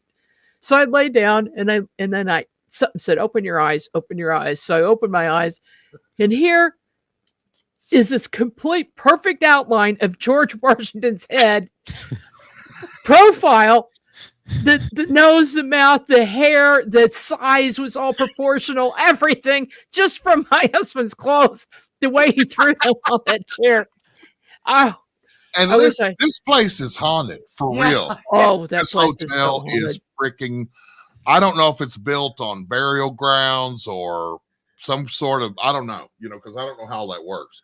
But yeah, for sure there is like wild stuff. Like I had two, and I told Margie. I had two events where I was super nauseous. Just all of this, it came and went. Mm-hmm. Like I was not sick or ill or anything. I just fell. Mm-hmm. Like I've said this before, when you're in the back seat of your parents' car when you're a little kid, like back before we had to be buckled in, mm-hmm. We'd stand up, run around, jump over and everything else. But when you go over a hump and you lose your stomach, it came on just like that, but it stayed. It's like, ooh, and it stayed. Like I was nauseous. I literally thought I was going to throw up right there in front of everybody in this place. I'm in a DJ booth, like kind of like MC booth over there, mm-hmm. just to the right of the stage, in front of all these people, and I'm going to just hurl. Like I started looking. Remember, Margie, when I started complaining that there wasn't any trash can? Yeah. Anywhere near that side. Over there, that's why you wanted a trash can. Oh my God! Well, know, like the if you think about the Havana syndrome reports, the idea there is that there's like just EMF being directed towards people, and if a anomaly, a consciousness, a spirit, whatever, is emitting some kind of undetectable EMF of some sort. Maybe that's what gives you that feeling. And again, that comes back to what I was saying. Alan, you're 100% right. I agree. Mm-hmm. And that is scientifically testable. That is a repeatable thing. But when I talked earlier, Margie, in the beginning of the show, I don't know if you saw Alan because you're doing your program, but mm-hmm. we were talking about, I was talking about like human beings just being this vertical like tuning fork that walks across the earth, and everything is wave energy. I believe, we're talking about the double slit experiment and all of that, you know what I mean? And tandem, like spooky action at a distance, you know what I mean? Like everything is wave guided, light, everything. Like, Einstein believed that spooky action at a distance he called it spooky action at a distance, quantum entanglement, but he called it that because mathematically, he and several other scientists figured out that this is happening far faster than the speed of light itself. Yeah. And I think that it very much could be like some sort of a manipulation of that balance. Yeah. Because we can teeter. That Havana syndrome's an excellent, Alan, see, that's why I love you, bro. That is an excellent example. I love the way your mind works, because you can get tilted real quick just from a little change and chemicals and wave energy. Yeah, there's lots of stories where people have like gotten sick and things have happened to them. Oh, yeah. Like in that Skinwalker Ranch. Oh, yeah. Yeah. Yeah. Mm-hmm. Yeah. That guy had brain surgery or something. Man, his whole head swole up. Yeah. Yeah, it's terrible. Yeah. Well, Race, where your table was, is in the corner where ghosts are seen coming into the building. Margie, I heard right there. Not this year, but this year I was 100% tuning in to that right ear, because last year in that same spot, I heard movement to my right, like feet on the floor, but with no shoes on. It was a dull and then it would stop, and then it was like they turned around and just came back on that platform, because I'm at floor level and the stage is up above me about right here, and that's all backstage right there is just empty back there. There's curtains, of course, layered, with the light rails, the truss kits and all of that through, but there's people to the right in like this sort of like backstage storage mechanic area back way over this direction, but there wasn't anybody back there. Nobody. No, there was nobody on the stage or backstage. But the stage is a central part of the activity that happens there. So many people saw winged creatures flying. Last year, the Mothman. This year, like a 2-foot winged creatures flying there. Shadow people flying on the ceiling and across the stage and walking across the room. I mean, that place is... And then people were actually attacked by it. I was on Saturday night, and all of a sudden I felt like a rope or a hand was around my throat, choking me. And then several other people, I think 7 people were choked. Whatever it is, unhappy. Yeah. It's very dark and negative. You can just feel the heaviness of it. I'm out in the wide open, right? Like, and all of a sudden just fall nauseous, just, and no odor, no smelling nothing, no weird feeling or nothing other than just falling sick feeling. Like, and it happened 2 separate times this trip. Here in the Hudson Valley, there's a haunted place called the Shanley Hotel, which Racer probably you've heard of too. But one thing that I've heard is like the physical contact that is made there. And one report from the owner, Kelly Hammerling, she was choked. Like she felt physical like something come around her neck, but then it released, and it's almost like it's almost like when they do that, it's an expression of anger or rage, or they want you to know that they're there, but they don't want to actually like kill you. And it's just like a really the wrong way or inappropriate or desperate way for them to try to get your attention. Mm-hmm. Yeah. I don't, I'm just interpreting it. I don't really know, but all right, of course. But obviously, otherwise, if they were out to kill people, you would have more, deaths. I think with all the spirits that are out there. So thankfully not. But it doesn't make it right. It's just I feel like there was like this desperateness there, and they don't know any other way to kind of get your attention. Yeah. Well, I tell you what, boy.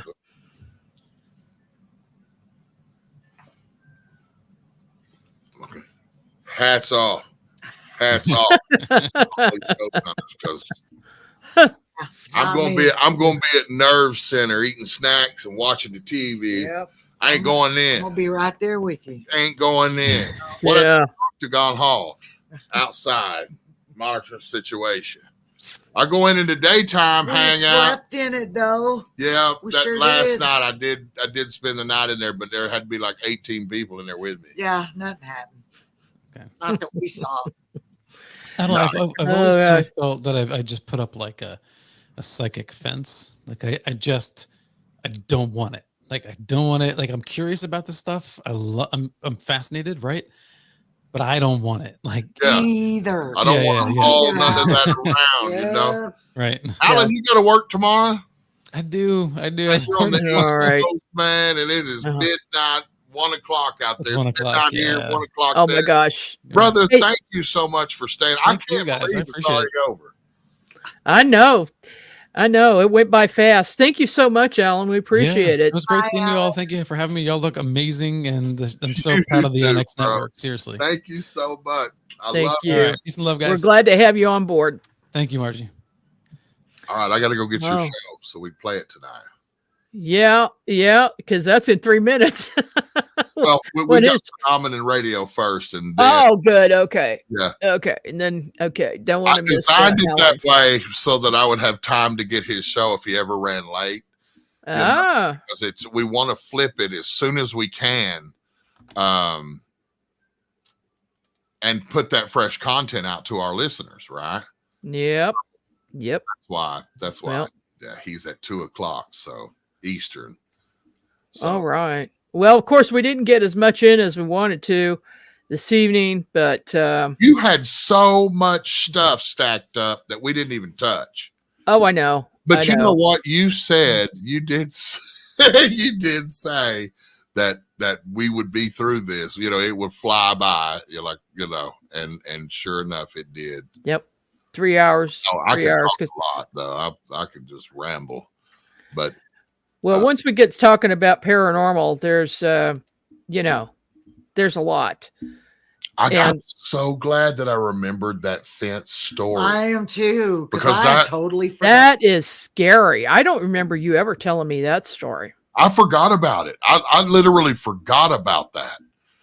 But those kids, DJ, Dimitri, and Leo, they all saw it. I was so sure that before I could get them out the door, that it would stop. Mm-hmm. But it didn't. And it didn't. It didn't stop. It just kept right on rocking. But Margie, this has been a wonderful journey so far. I look forward to many, many more years together.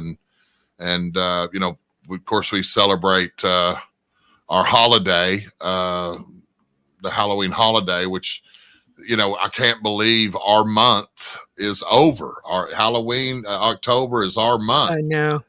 Yeah, I can't either. It's already past us. Yeah, it did. It did. And so we've had another year, 3 years. Wow. And we're already planning for next year. So, we've got good things coming. We've got one thing I want to mention. The the calendar for 2025, the UNX Network calendar, is ready to go. It's on the website, unxnetwork.com. Okay. And that calendar has got weird holidays, paranormal holidays, things you don't see on a regular calendar, of course. That's super awesome. Yeah. And then we've got the documentary coming up next year. I'm working on that right now, filming next month, doing the last 2 portals, and it's going to be good. Of course, Walt, want to thank Walt again for doing all of the video on that. Well, at least 90% of it. I'm doing some of it myself. But, and we want to thank everybody who joined us tonight and everybody who listens to the network. And be sure to get your membership. If you're not getting the newsletter and all that, make sure you get your membership at unxnetwork.com. As a member, you can get a free membership or a paid membership, and then you'll get our daily newsletters and notices. So thanks for joining us, everybody. We'll see you again. Well, I'll see you tomorrow night, 6 p.m. Thanks, y'all. All right. Happy Halloween. Happy Halloween.